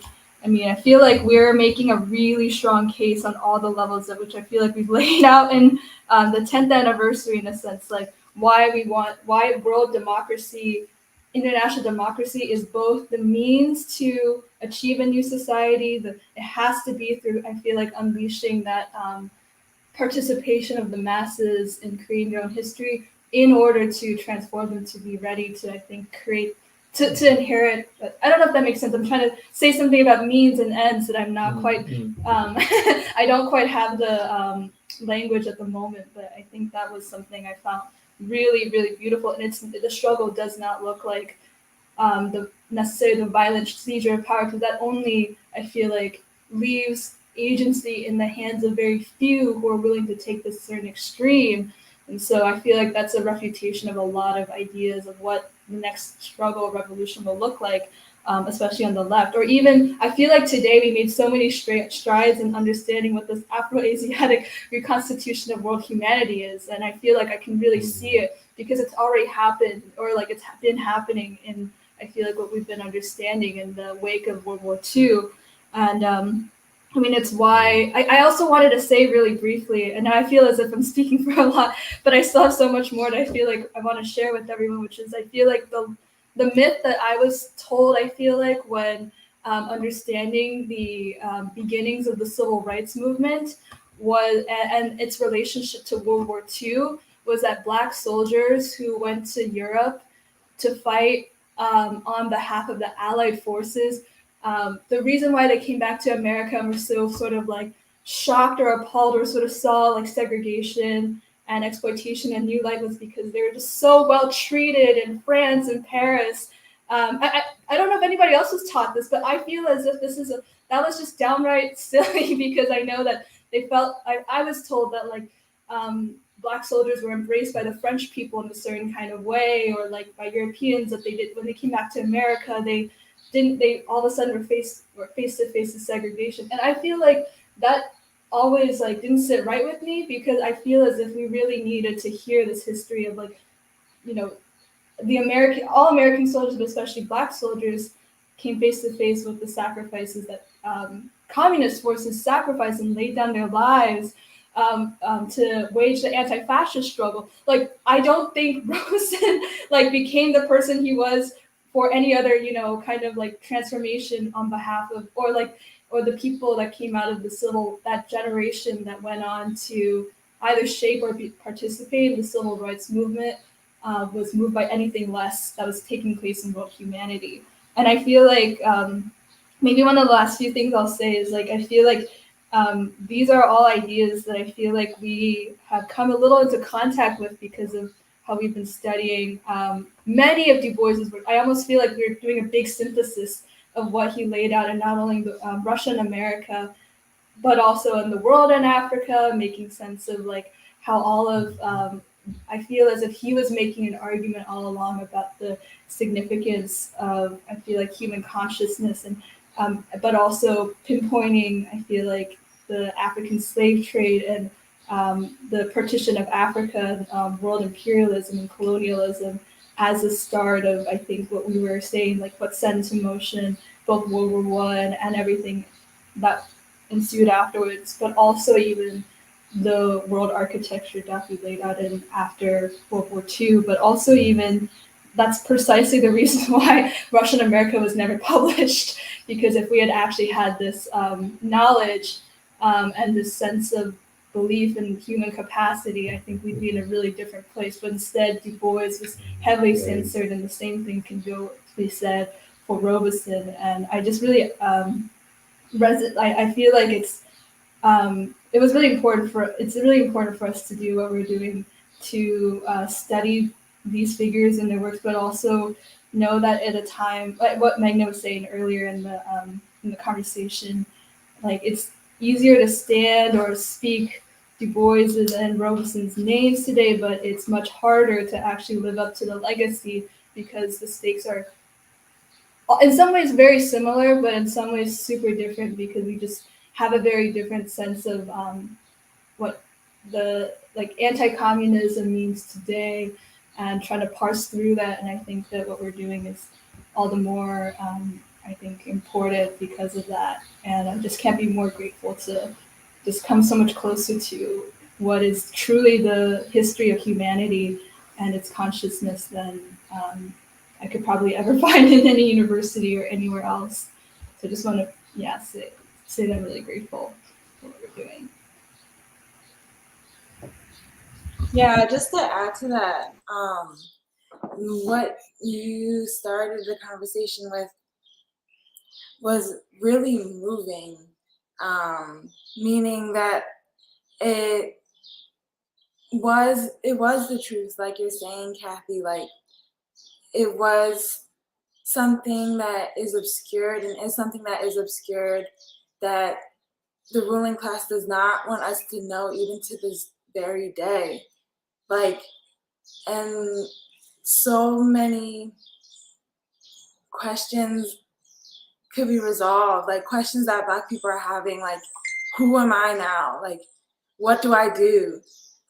Where do I go? Do I become a capitalist? Do I escape from the world? Do I sell drugs to my family? Like, who am I? After being ruthlessly attacked again, in a way. Like, that whole set of that connection that you made between the de-industrialization period of America and the defeat of Reconstruction is so deep. Because the struggle for democracy is a struggle for humanity. Like, the struggle against slavery. Like, slavery is a way to make profit off of humanity. Is to make property in the human being. And the struggle against slavery is the struggle for humanity. And so the struggle of slaves is also something, because when there's slavery, all work is slavery in the world. Like everyone. When there's slavery and colonialism, there's a way, like you're saying, Doc, like the oligarchs, the ruling few will have values that are so anti-human and anti-democratic and anti-progressive to totally diminish and send people back to the Stone Age.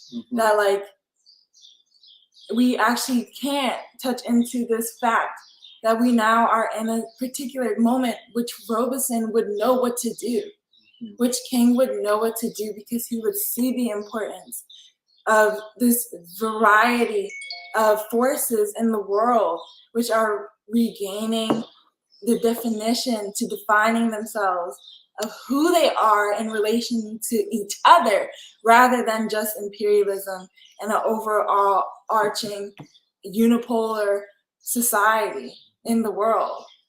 And it also so touching because like the human universal is in fact what Black people have always, it doesn't matter what period they are in, what struggles they are going through. In every search for democracy and peace, have they been looking for that the fact that they are human in the world and can build such a society upon that very fact. That's essential to the Black proletariat. You can only get to the universal in this country if you understand Black people. Where are Black people? And that's the question we've been asking, and it means so much to know that when we're reading Du Bois, it's not just for the case of our own intellect, but for the case of humanity, which is just what he's been trying to argue this whole time. I was reading something that Michelle had on her website, her photography website, because she had a quote from Munchie. Oh, from Munchie, who, she had the pleasure of taking photos of in 2019 when he was over your house. And I wanted to read that because when I read it, it was so true and so touching, because it reminded me of Ransom in the Black proletariat, in the Black Reconstruction event that we had in the Church of the Crucifixion, when he said that I am a Black proletariat, I am what you are talking about. And Munchie says that the struggle is never over. It's never over, and it's always continuing. It's continuing. And you always have to ask yourself, be true to yourself, be true to yourself. And the fact that it might not be, and sometimes it looks like the change, sometimes it doesn't. But you keep what you're doing and you keep moving forward. Irregardless of whatever happens, you keep moving forward. And in the struggle, you might not live to see the change, I know. But I'm not gonna lose myself because of that. I'm not gonna give up or think, this is my belief now. This is my duty to help somebody else. I really believe that. I was taught that as a kid. And I truly believe it is my duty to help best I can. It is my duty to speak truth to power. You know, this is not right. What's going on here is not right. You gotta be able to say, no, this is wrong. This is wrong. And therein lies the secret to the whole thing. There's so much to this. You guys have so much on your plate. We all want to be happy and in love. And dealing with the earth and Mother Nature, I call it. This is what came. There were men who were touched by something and they understood. Baldwin, all of them. They had a special thing. They weren't perfect men, but they understood what their purpose was. And that was to help humanity. And that's what we have to do. we have to do our best, irregardless of the outcome. You do. So you could look in the mirror and feel good about yourself. And the conversation was entitled Love for the People. And I wanted to say that reminded me of Ransom, because even today, the essence characteristic of the Black proletariat is such, of that new consciousness, that new birthing consciousness in this new period of time that you were talking about, Doc, about how that the Black proletariat has the ability and the potential to see themselves in the world rather than just the struggle against racism and imperialism at home. They went through the Vietnam War. They fought in World War II. They fought in the Civil War. They fought throughout each of the wars and each of the struggles, and that is significant to the history of the human consciousness that the Black proletariat has. And yes, the undermining of it is intense and complex, and it has the possibility of being total. But there's still this striving for humanity. There's still so the ruling class will put me in a certain characteristic or certain category of being a trans, queer, blah, blah, blah. But is that really all? There's still this, even you're in social media, which is so easily became a tool and a mechanism to confine the freedom of speech, but it's still connected to the rest of the world. So it's it's almost like the ruling class had the mechanisms to totally break down the back of a further ruthless obstruction of the working class. But then there's still the moment in history that we're in that ultimately works beyond and behind the mechanisms itself. The question that you're saying about AI being a totally abstract and it doesn't even really matter at the end of the day is only because the people themselves, we ourselves, have the ability and the potentiality to see beyond just AI and see beyond just social media, see beyond just CNN, even if we are so embedded with a certain narrative and a certain idea. And that's what's interesting to me, the revolutionary potential of this period, because I think that irregardless of a certain push and irregardless of how bad it gets, we are at a particular moment in time that gives a way to a certain potential that is actually part of the possibilities of making a revolutionary period more possible than not. Because in this whole scenario, you have Russia, China, these places, Africa, Saudi Arabia, they're able to see each other. But where's the Black man in the midst? Where is he? And he has to be there in order for this moment to actually occur, this birthing moment to actually occur. Because there is a struggle to contain it. There is a struggle to bring it down completely, because you have to put down the Black man in order for this world not to happen. Racism and the ruling class have to win in order for this new Afro-Asiatic Reconstitution to not happen. And so the missing puzzle link is Du Bois. And that's why this moment needs Du Bois and Robeson so bad. But there's just so much that you said that helped me clarify that what we're doing is not bullshit and so important. And why, even if it's slow going, is almost the only thing to do.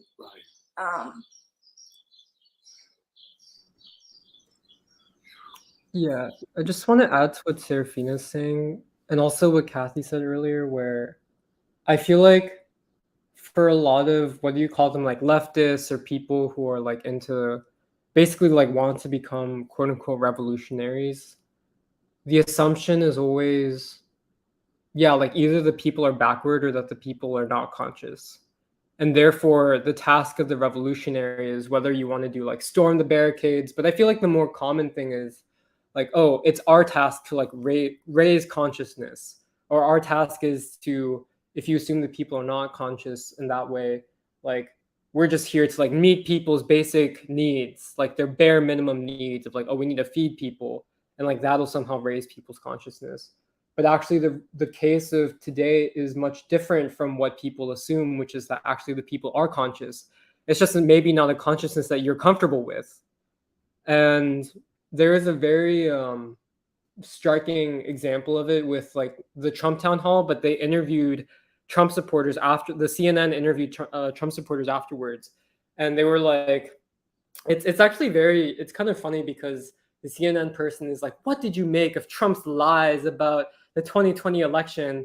And the first person is like, well, like, yeah, I wish you would stop talking about it, but also it's the media that has been hyping it up and you're turning it into that narrative. And like, we hold you accountable. And like, just instantly, it's like a group of like 10 people, but all of them are able to instantly see through what the media, like the CNN person, is basically is trying to like twist them and to like basically put them in a position where it's showing them, it's like exposing them as like either they're like anti-democratic or they're fascist or so on and so forth. But it's just like they're able to see through it so quickly. And the point of saying this is not to say that, oh, like the people are completely perfect and we don't have to do anything. But actually, like the point of what we're talking about is the conditions of history and of where we are and of what Serafina is talking about. It places it almost like it creates a demand for a new kind of revolutionary politics, a new kind of, like, if you think of yourself as a revolutionary, there's just qualitatively different things that are demanded. And you can even see it in how King, when they were starting the civil rights movement, I think people underestimate King had this enormous faith in Black people to say, we are going to help pioneer a new form of revolutionary struggle that has only been first tested in India. But I have such a belief in the capacity of Black people that we're going to basically pioneer this new form of revolutionary struggle that has not been seen before. And people underestimate the amount of the fact that King, knowing Black people and knowing that Black people are also conscious of their own history and of their own struggle for freedom, that he understood that Black people were capable of making that kind of stand and of making that kind of leap in history that I think has been so misunderstood. But I think part of our political calculus is that actually, no, like the American people are at a place that the left, who have basically become obsolete at this point, that they will never understand the people because the people have been shaped by precisely this history. And what we are trying to do is to understand, like, for anyone who calls himself a revolutionary, what are the actual tasks that are required of this period of history among the people? And yeah, like, I don't know, it's just a very exciting time because I feel like simultaneously we're connected to the past and we're connected to people like King and Du Bois and Robeson, but also like it feels like we're trying to help chart out something that is new and a new kind of basically like theorizing, but also a new form of like political activity, which is rooted in our understanding that the situation, that the historical moment that we're in is also a new moment, and that this demands a new kind of us trying to meet that moment. So yeah. Yeah. This conversation is also just making me think about peace, because even when you go back to the archives and read how much these revolutionaries were against nuclear war, at first it was a bit of a disconnect because it's such an abstract thing, nuclear war. But all of them, Nehru, Nkrumah, they're all like, this is a disaster. We cannot allow this to happen. The same people who colonized are pushing for nuclear war. No. And it's making me realize that the struggle for peace against this kind of annihilation, it's a defense of history. You know, it's a defense of Reconstruction, to Russian Revolution, to all the anti-colonial struggle, all the ways that people can remake the world if they have the chance. And yeah, I feel like that point has I mean, you don't get there without that long understanding of history, which is part of why people today are struggling for peace, because they want a chance to do it in their terms, you know, on their values, the values of humanity, not the values of the ruling class. Yeah, I'll just, yeah, okay, I won't go. The things I had were from previous.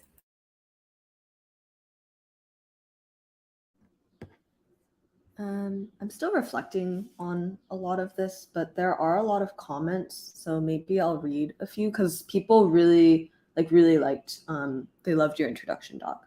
So Todd, Jacob, Emily and her mom, Neha, Emil, Alice, Nanitha, BK, and Pastor Keith all say good morning. And let's see. BK says, beautiful breakdown, very informative. Nandita says, you're right, Doc. The people of the world are not who they were 75 years ago. The anti-colonial movement has laid the foundation for their liberation from physical and mental bondage. They're hopeful for the future, hopeful for their children, and feel that they should assert that they are indeed somebody. We see it every day. And Pastor Keith says, great discernment, Doc. Working people built Black churches and Black institutions, and then came planned de-industrialization. And BK says, again, great points. Heike Ras says, thank you, Tony. That was absolutely brilliant. Let's see. Jake says, I agree that it's easy to be negative about life, especially in a country that doesn't see any good in you. And how can you see any good when you're not taught to see good in you? And Alice says, Doc, thank you for that thoughtful introduction. My mother's mother was only educated up to the 2nd grade, but in a span of 2 generations, everyone in China has access to an education. And that's why we see these highly educated Chinese throughout the world. That's a direct result of the Chinese Revolution, which represented a growing consciousness of the people. And Daryl has like a really, he like kind of, I think in his own words, summarized, I think, your arc of history, where he's referencing a pamphlet, but he says post-Civil War revolutionary classes were anchored by the Southern Black proletariat.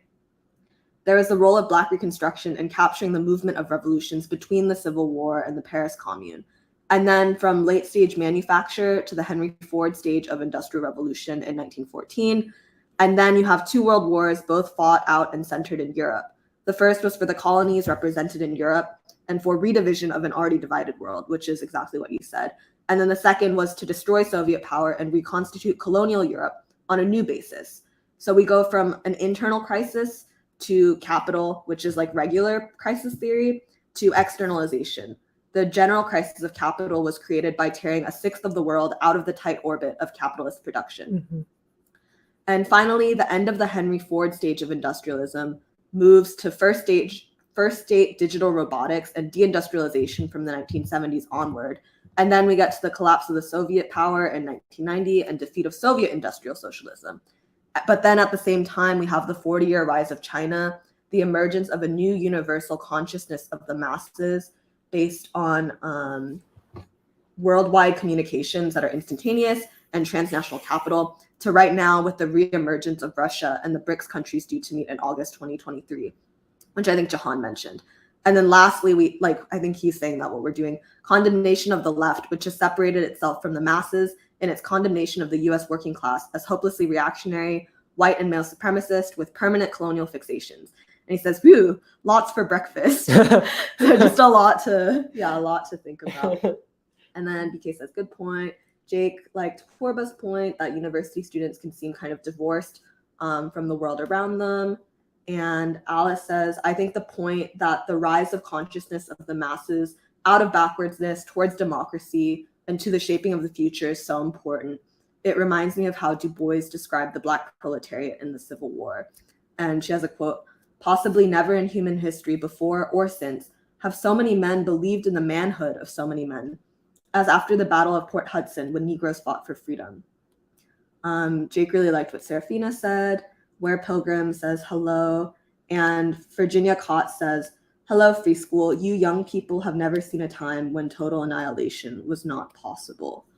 And yeah, I don't know. I feel like there's just so much because it also, I think, relates back to the science of logic and Hegel in a very profound way, I think, because last year when we were reading it, I think the biggest takeaway that I got, which really blew my mind, was this idea that like logic itself like can expand and in fact like must develop because of the efforts of, I think, human beings in making history and moving history forward. That in that experience and in like the growing consciousness of humanity, like it actually expands not just like human capacity, but even the capacity for like imagination or like what is possible. And I feel like that's so important because I just agree with everyone that the last like century has been a very unique one in a lot of ways. Like there are so many revolutions, like the end of colonialism and then the rise of like a brutal new imperialism. But that American imperialism was actually, I think, in some ways a response to like the unleashing of the capacity of like basically like the darker peoples of the world. Right. And so I feel like it's a mistake to only look at it one-sidedly, where all you see is like the brutal imperialism that came about. But then you have to also ask, I think, like why? Like why is this imperialism new?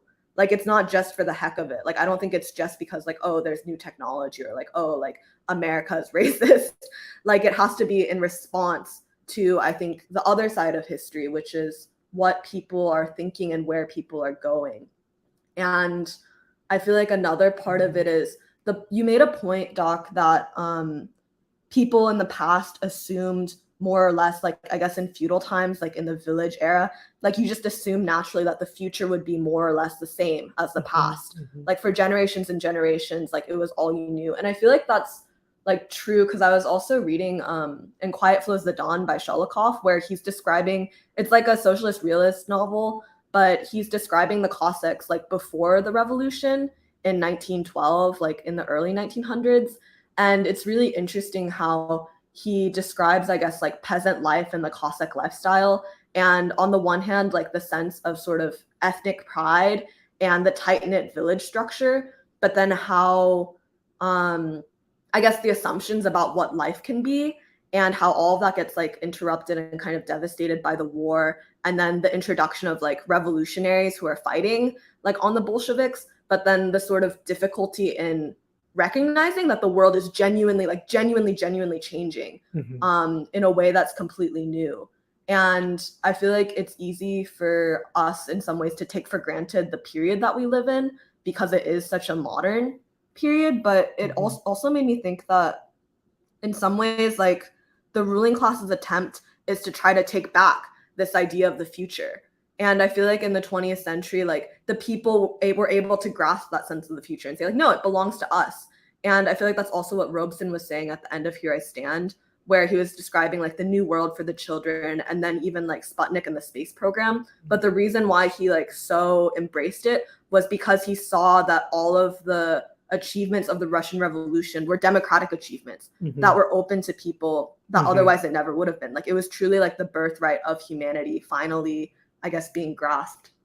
And yeah, I just think like this idea of the ruling class trying to own the future again is really important. Like you can't let them have that because I feel like the whole point is we struggle for the future because we believe that it can be better for our children.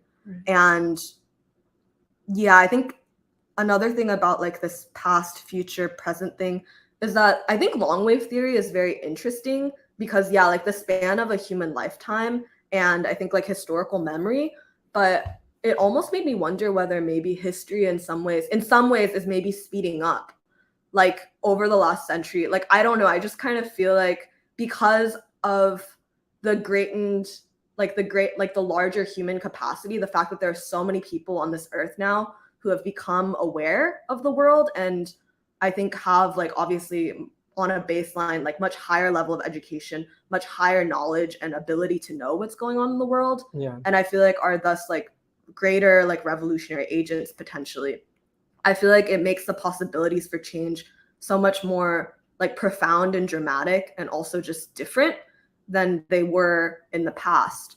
And so in some ways I feel like it made me wonder if like that's also why American imperialism has been so ruthless, because I've felt for a while that the whole point of the American imperialist project like post World War II was to basically try to like suppress all of the strivings and like the contradictions of the world system in order to justify like its continued existence. And yeah, so I think like the putting down of all of these different revolutions, like all of these like color revolutions and stuff like that, I feel like in some ways is an attempt to like suppress the natural move of history towards the age of humanity. But that in a way it's artificial, because like what you see now is like finally like something is coming, and it's almost like you could see it coming from Bandung, like in 1955, like from that period. But it's like things are moving so fast now. Yeah.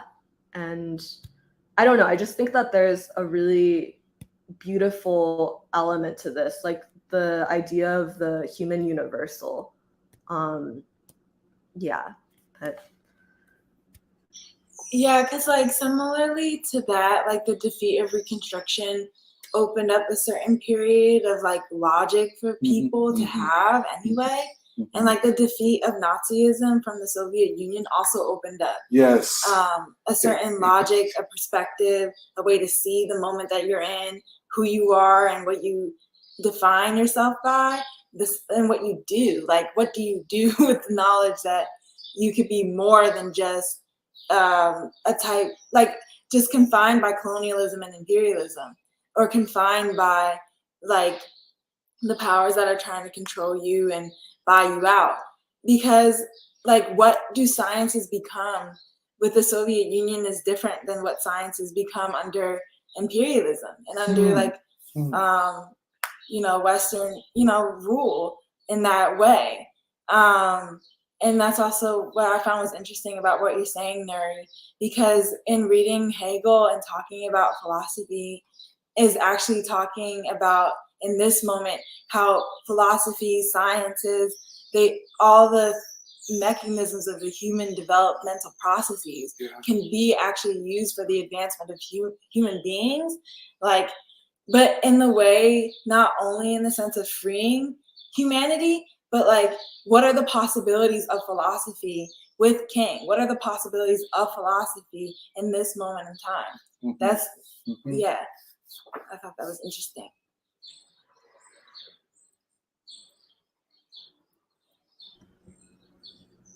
Yeah, I like the long wave thing too, because it's like exactly what Neri was saying.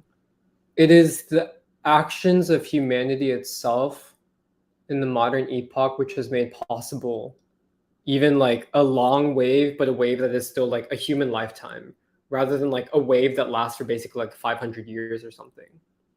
And yeah, that's pretty cool. I don't know if I got this right. Correct me if I'm wrong. I think somewhere in Black Reconstruction, Du Bois says in his unusual way of thinking, time is impatient with history. This idea of time and history, that history is the conscious actions of human beings. Time is the way the natural order moves. And this is, I have to speak today on Malcolm X and world making. And I'm feeling that to deploy philosophy in the ways that Serafina is suggesting and Nuri is suggesting, one of the major categories of philosophy is time. It's one of the major categories of theoretical physics. Dimensionality, one of the dimensions is time. I say that because, I think I agree with everybody. There's something, the history is speeding up. History is speeding up. That time, well, I don't want to get too abstract about this, but time has the capacity to be measured as the speed of light. And well, I say that because what I'm trying to get at is that human consciousness can often not move at the rate that the capacity of human beings would allow it to. Mm. That now we are in a moment where history is tending to move at the capacity, at the level that humans are capable of. That history and human capacity are coming more in sync with one another. That the potentialities to move things forward are now greater than ever. And, I guess everybody's, just talked about it, how the ruling elite are becoming hysterical about everything. As we say, they're blowing their wigs, they're blowing their brains out. What is going on? And you're right. I mean, I was able to watch the whole Trump CNN thing. And he commanded the moment. And he was not going to be denied. And the woman who was the interviewer, she did the best she could. And she was being as fair as she could. And she was, I guess her bosses and producers said, well, we want you to fact check. Don't let him lie, whatever they're talking, as though CNN does not lie 24/7. But anyway, the point that I think was so difficult for the people at CNN, the commentators, on up till today, the Financial Times, the New York Times articles on that, is the fact that they see history moving quickly beyond them. And that this movement in the United States is paralleling movements on a world scale. Now, where the US working people and masses are in relationship to the speed by which history is moving on a world scale, we don't yet know. We don't yet know. But we do know that as a collective enterprise, the people of the United States are coming into a consciousness of themselves and of themselves in the world. Just my last point. I think, Noura, you said something, I know, Serafina, about the science of logic. I wasn't quite clear about your point. Maybe you can say it again. But as you know, central to Hegel's logic is history. This is different than Aristotle's syllogistic logic.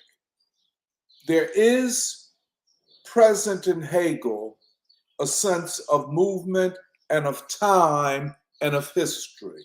I don't know that he worked it all out. You know what I'm saying? But this is also, and I think this is what I wanted to say. I think the conundrum for Hegel's logic is worked out in Du Bois's Black Reconstruction, because Du Bois understands human consciousness in a way that Hegel did not. Mm-hmm. And if I could just say once more, Hegel is bound heavily towards Kant and towards Kant's notion of time and space. It seems to me that Du Bois solves the conundrum by his recognition of history and consciousness. And the great thing about Du Bois, he anchors it to empirical evidence. He makes an argument not from abstraction, which makes it so beautiful. And that's all I wanted to say, that long wave theory, yes, But long wave theory has to be done in the Du Boisian sense. Yeah, 100%. Of time, history, and consciousness. Well, just that's all I wanted No, to that's say. interesting that you said that. I was thinking the same thing Mhm. because, like, I just like how it contextualizes itself in the history of Du Bois's history of Du Bois, like the long wave theory, Hegel. It contextualizes itself with Du Bois. Tell me what you mean. It makes sense. It fits in. I think it helps. Could I just say something? It gives a grounding to it. Right. This idea of a ground. Remember we were talking about Cornell and neo-pragmatism and thinking without foundations or without ground, which is a way of saying thinking ahistorically. Mm-hmm. And Du Bois grounds thinking in the human, but in the human in history, but human as conscious agents, But that's all I could get. I'm sorry, I didn't mean to interrupt, but go ahead. No. I just think it's interesting because, where do you go if not Du Bois as one? Yeah, right. That's what I want to know. I'm trying to figure that out myself. Where do you go if not Du? But go ahead. I'm sorry. But then the other part is, what is emerging from Du Bois? Yes. That is so necessary and revolutionary. Meaning, why is it that one Du Bois grounds Hegel, grounds yes, the theory that we find from Russia, the art from Diego Rivera, but then also what I want to say, which I'm not sure hits the market, but it is the center in which the civil rights movement comes out of. And see, may I just add to this is the importance of social realism or revolutionary realism in painting and art. Right. This is why I don't know where Kathy has gone. This is her purvey. But when art is not grounded, then it can become Basquiat, or Pollock. But that I'm sorry, but you go ahead. No, but that's the interesting point. What actually grounds the human being, the consciousness. Yes. I think is also maybe what I'm trying to reconcile, what grounds the consciousness. If Du Bois grounds it, then there's an understanding of itself. There's a way to act as the agent of history or in history. Right. But without it, I like that, of and in history. That's very important. Right.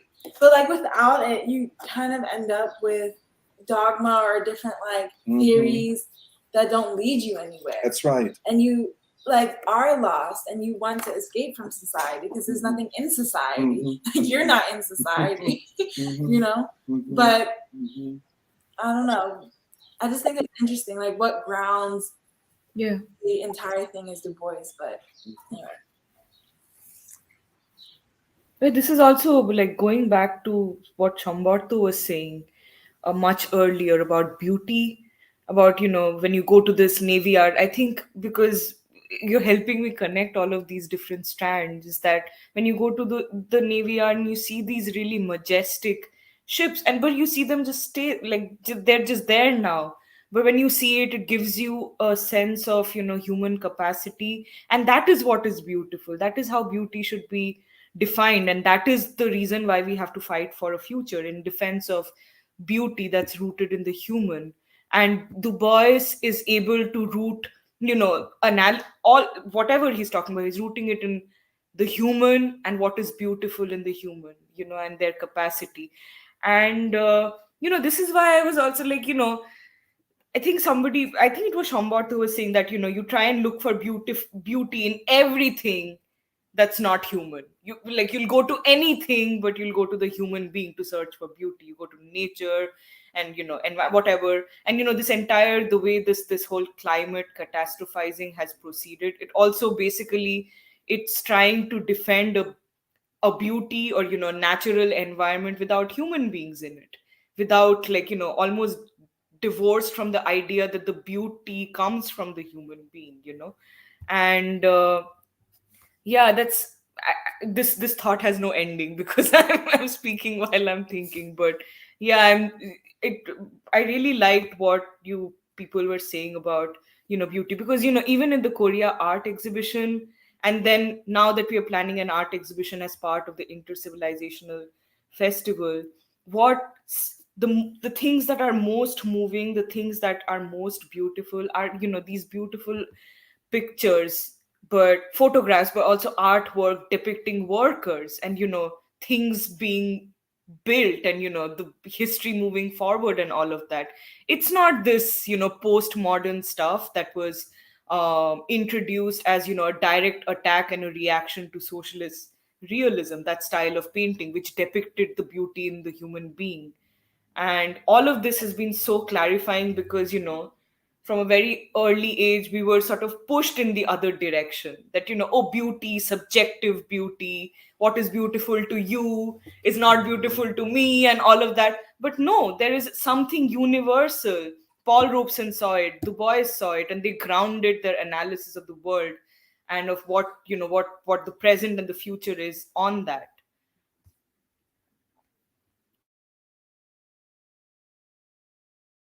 Yeah, that was interesting, Purva, because when one of the days that we were meeting to talk about the festival, we were also thinking about how Juneteenth was like very close to the date of our festival. And it got me thinking because like, I don't know if it's just me, but a lot of like the Afrocentric like thing is still not much of a wave anymore. Like, to me, it doesn't seem like it's that as popular. So I was like, well, even if we are close to the Juneteenth event, I still think that we would give a different option in the city of Philadelphia that hasn't had this type of option in a while. And it does release this kind of pressure from just being like a certain way to kind of sell the same, like, fake African statue that we all know didn't actually come from Nigeria. Like, but and to be honest, what's also interesting about the festival is itself, because it reminds Philadelphia what it is. Like, it reminds the Black proletariat who we are. That's right. Rather than just celebrating a kind of fake nationalism about how we used to be from Africa.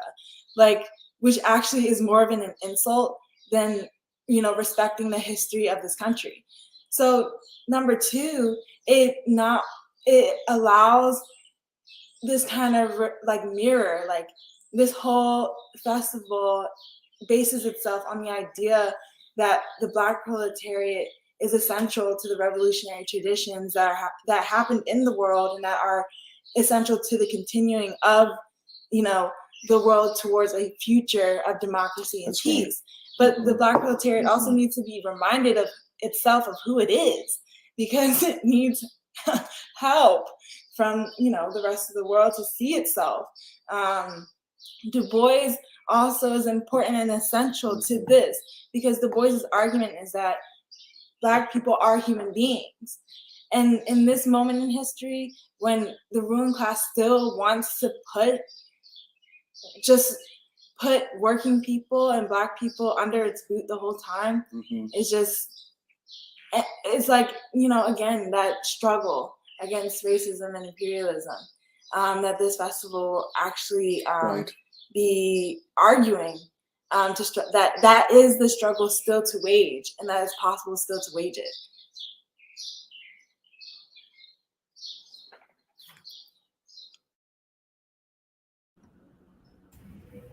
Yeah.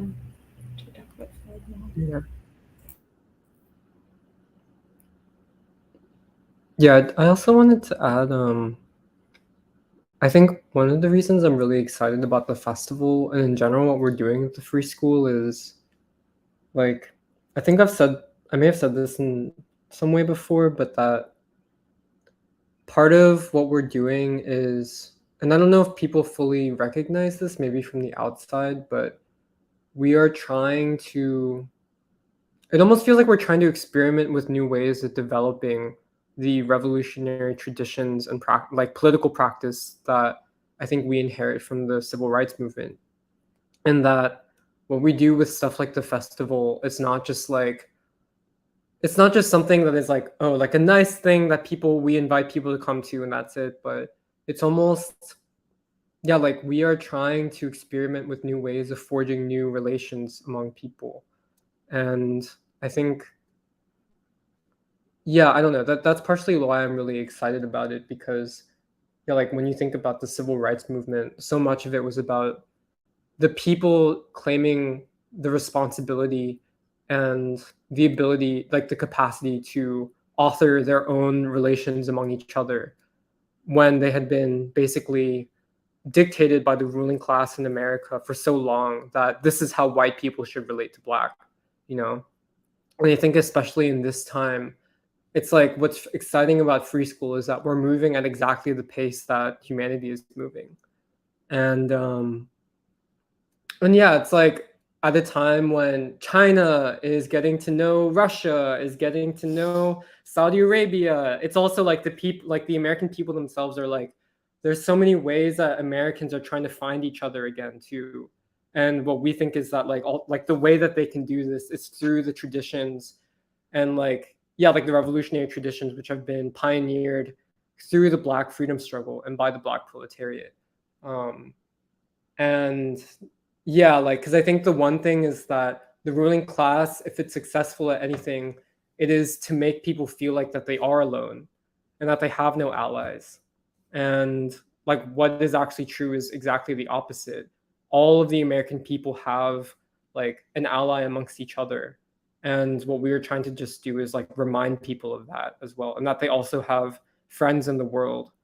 And that all of this is important because it is it's almost like facilitating also the confidence of the people to be the authors of their own destiny and of their own future. Because I think part of the beautiful thing about like kind of the whole like the intercivilizational framing that the free school has developed is that like it's simultaneously like I don't know, it's interesting because it's almost like we're trying to tell people or to like share a message that wherever you come from, if you're here now in America, like we can become a people for humanity because we come from every single part of humanity, and we can in turn become a people for humanity. And I think that is the opportunity, which is pretty unique in America as well, especially at this time.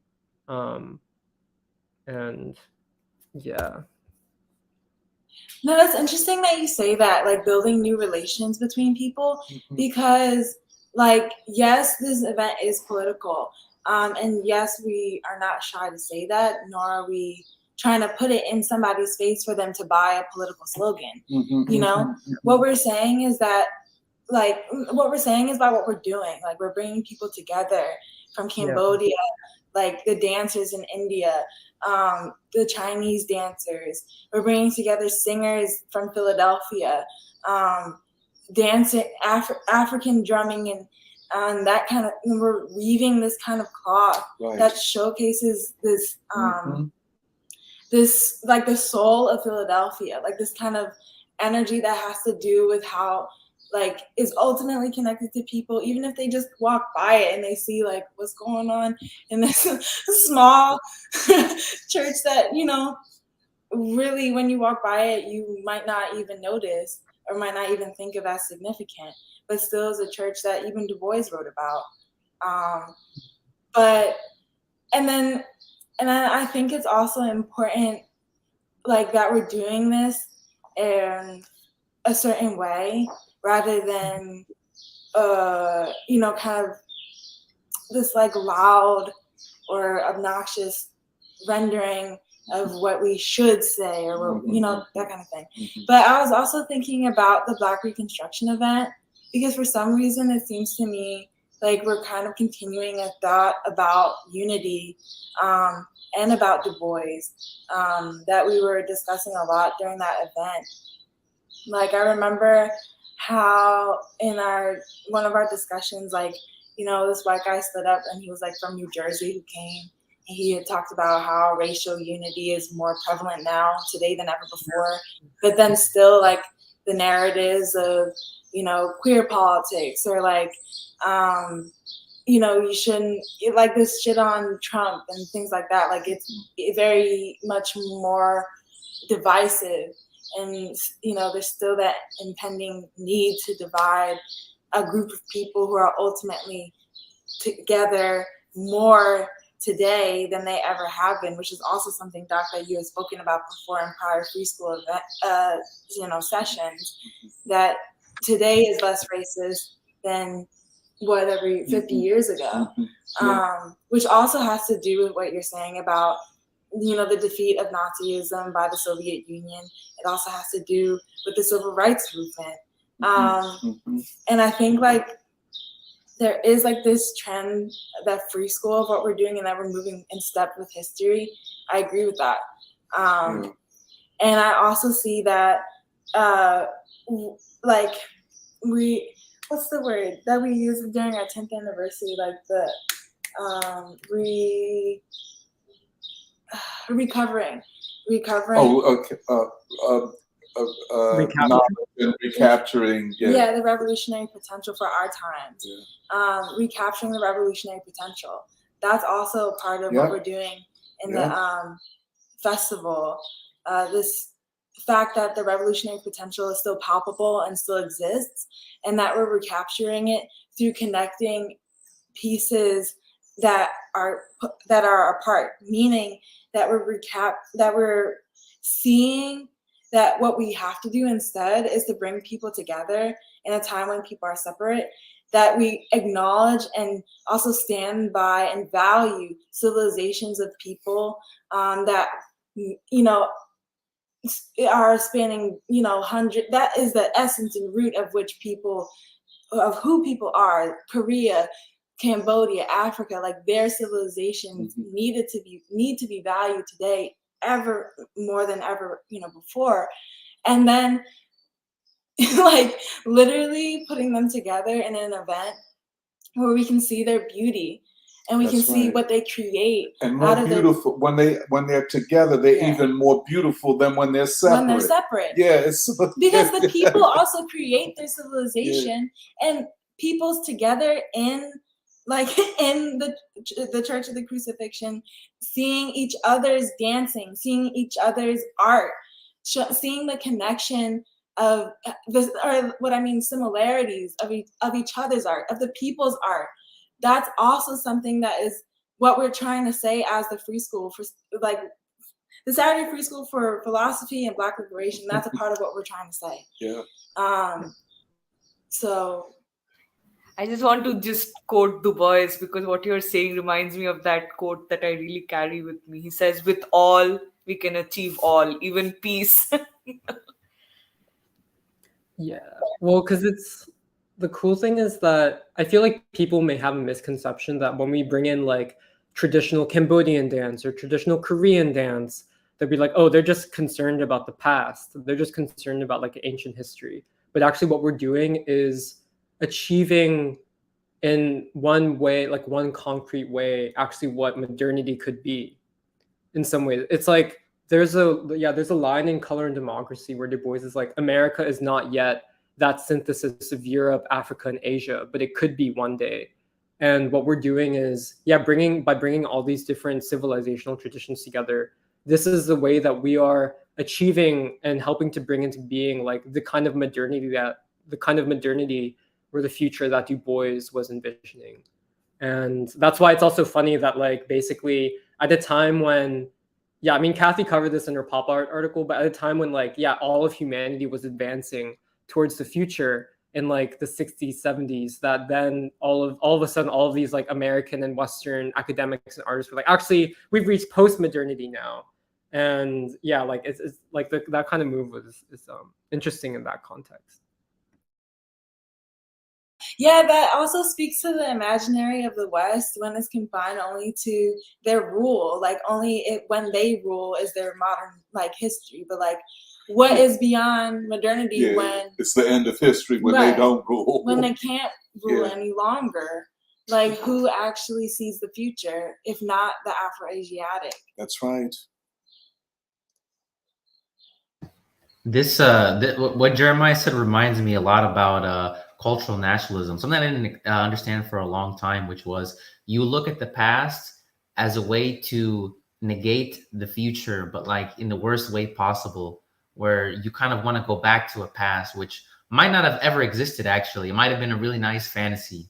And so when you bring this this culture and tradition, it's not to say, look, we have a strong foundation to stand on so that we can reach for the sky, and instead say that everything that has been done has not been positive because it doesn't look exactly like this. Or I don't think they really always have the strongest articulation of along the lines of what should be. It's just, it doesn't look like this, so I'm not against it, you know. I do think that reframing this art and tradition and culture towards a higher aspiration and the way that it fits into the modern context, the way that you can advance it forward, I think is one of the most important things. Especially when I think about colonized, I guess the process of colonialization, whether the transatlantic slave trade, or I think a lot about Mexico, where there's like a huge epistemic break where you are completely cut off from your past to the greatest extent possible and forced to adapt to this context that you don't understand and that you don't necessarily have a place in just yet, or a great place in it. You know, you might be a slave, you might be being taken advantage of.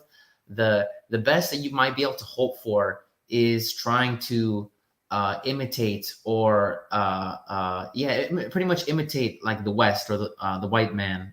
I remember talking with my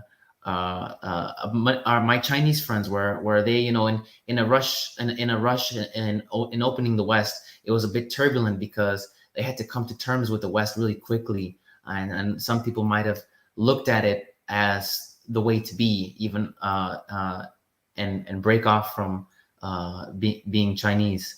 And so this is a new dimension that I hadn't considered with the intercivilizational unity concert that I think is very necessary, especially in a poor city like Philadelphia. You might have a lot of immigrants of certain generations, and the way you view your people, they're not usually in the best parts of society. They're usually at the bottom of society, and your conception of your people and your heritage is seeing your people struggling. And I think that this reframing is especially necessary to bring forth the best of the past for the future.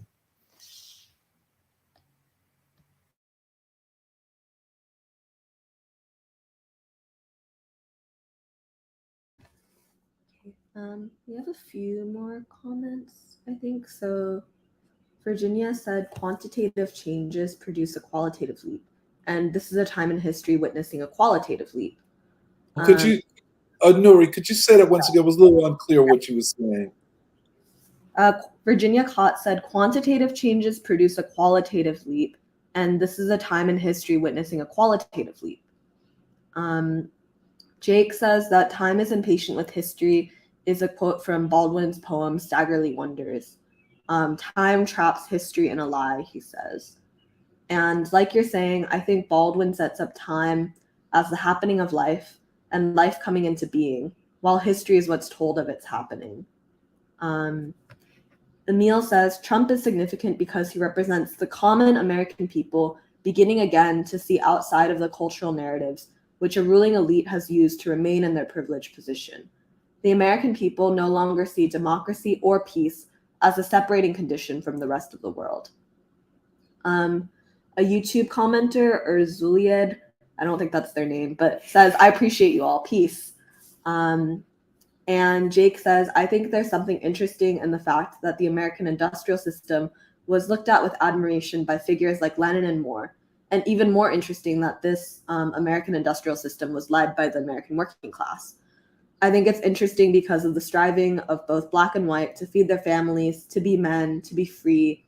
And that's what led them to work to lift America into what it is today. And something that Jeremiah said made him think about it, but he can't remember what. And he's lifting up Purba's Du Bois quote, "With all we can achieve all." Yeah.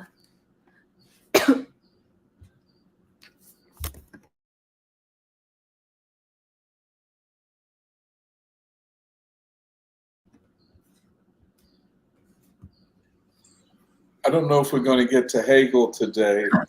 I know we're several of us are going up to the event, and I want to eat a little bit before I go up there.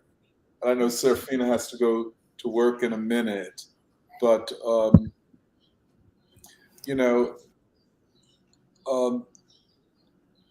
moments like this, well, the free school itself, they're so precious and so valuable. And what is more beautiful? We're talking about beauty. Beauty is a human creation. And this kind of creative, for me, this kind of creative dialogue is so valuable because, and I often say to people say, well, I wanted to talk, I want to read, I say, my thing is you have to create your own community. We are not just thinkers or activists. The thing I think that allows us to do this is that we are a community of people who are bound together, who can, I find it difficult to imagine being in the world without being in free school. That might be a narrow conception, but without my friends and comrades, I just think about people who don't have this. And I ask myself, if you don't have something like this, how can you survive in this world? Well, you can survive physically, but what happens to human consciousness, to human meaning, to human purpose? So this has been, and we haven't even yet talked about how all of this is connected to quantum physics and string theory, and it is very connected to all of it. But yeah, this is.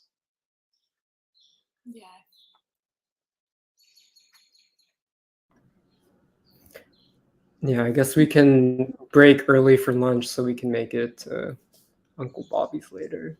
Even though nobody wants to. Yeah, unless anyone else has any comments, we can end. But yeah, thank you to everyone for participating, and thank you to everyone who commented also.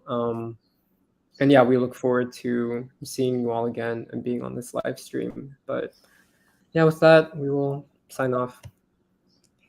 Goodbye, everyone. Bye. Bye.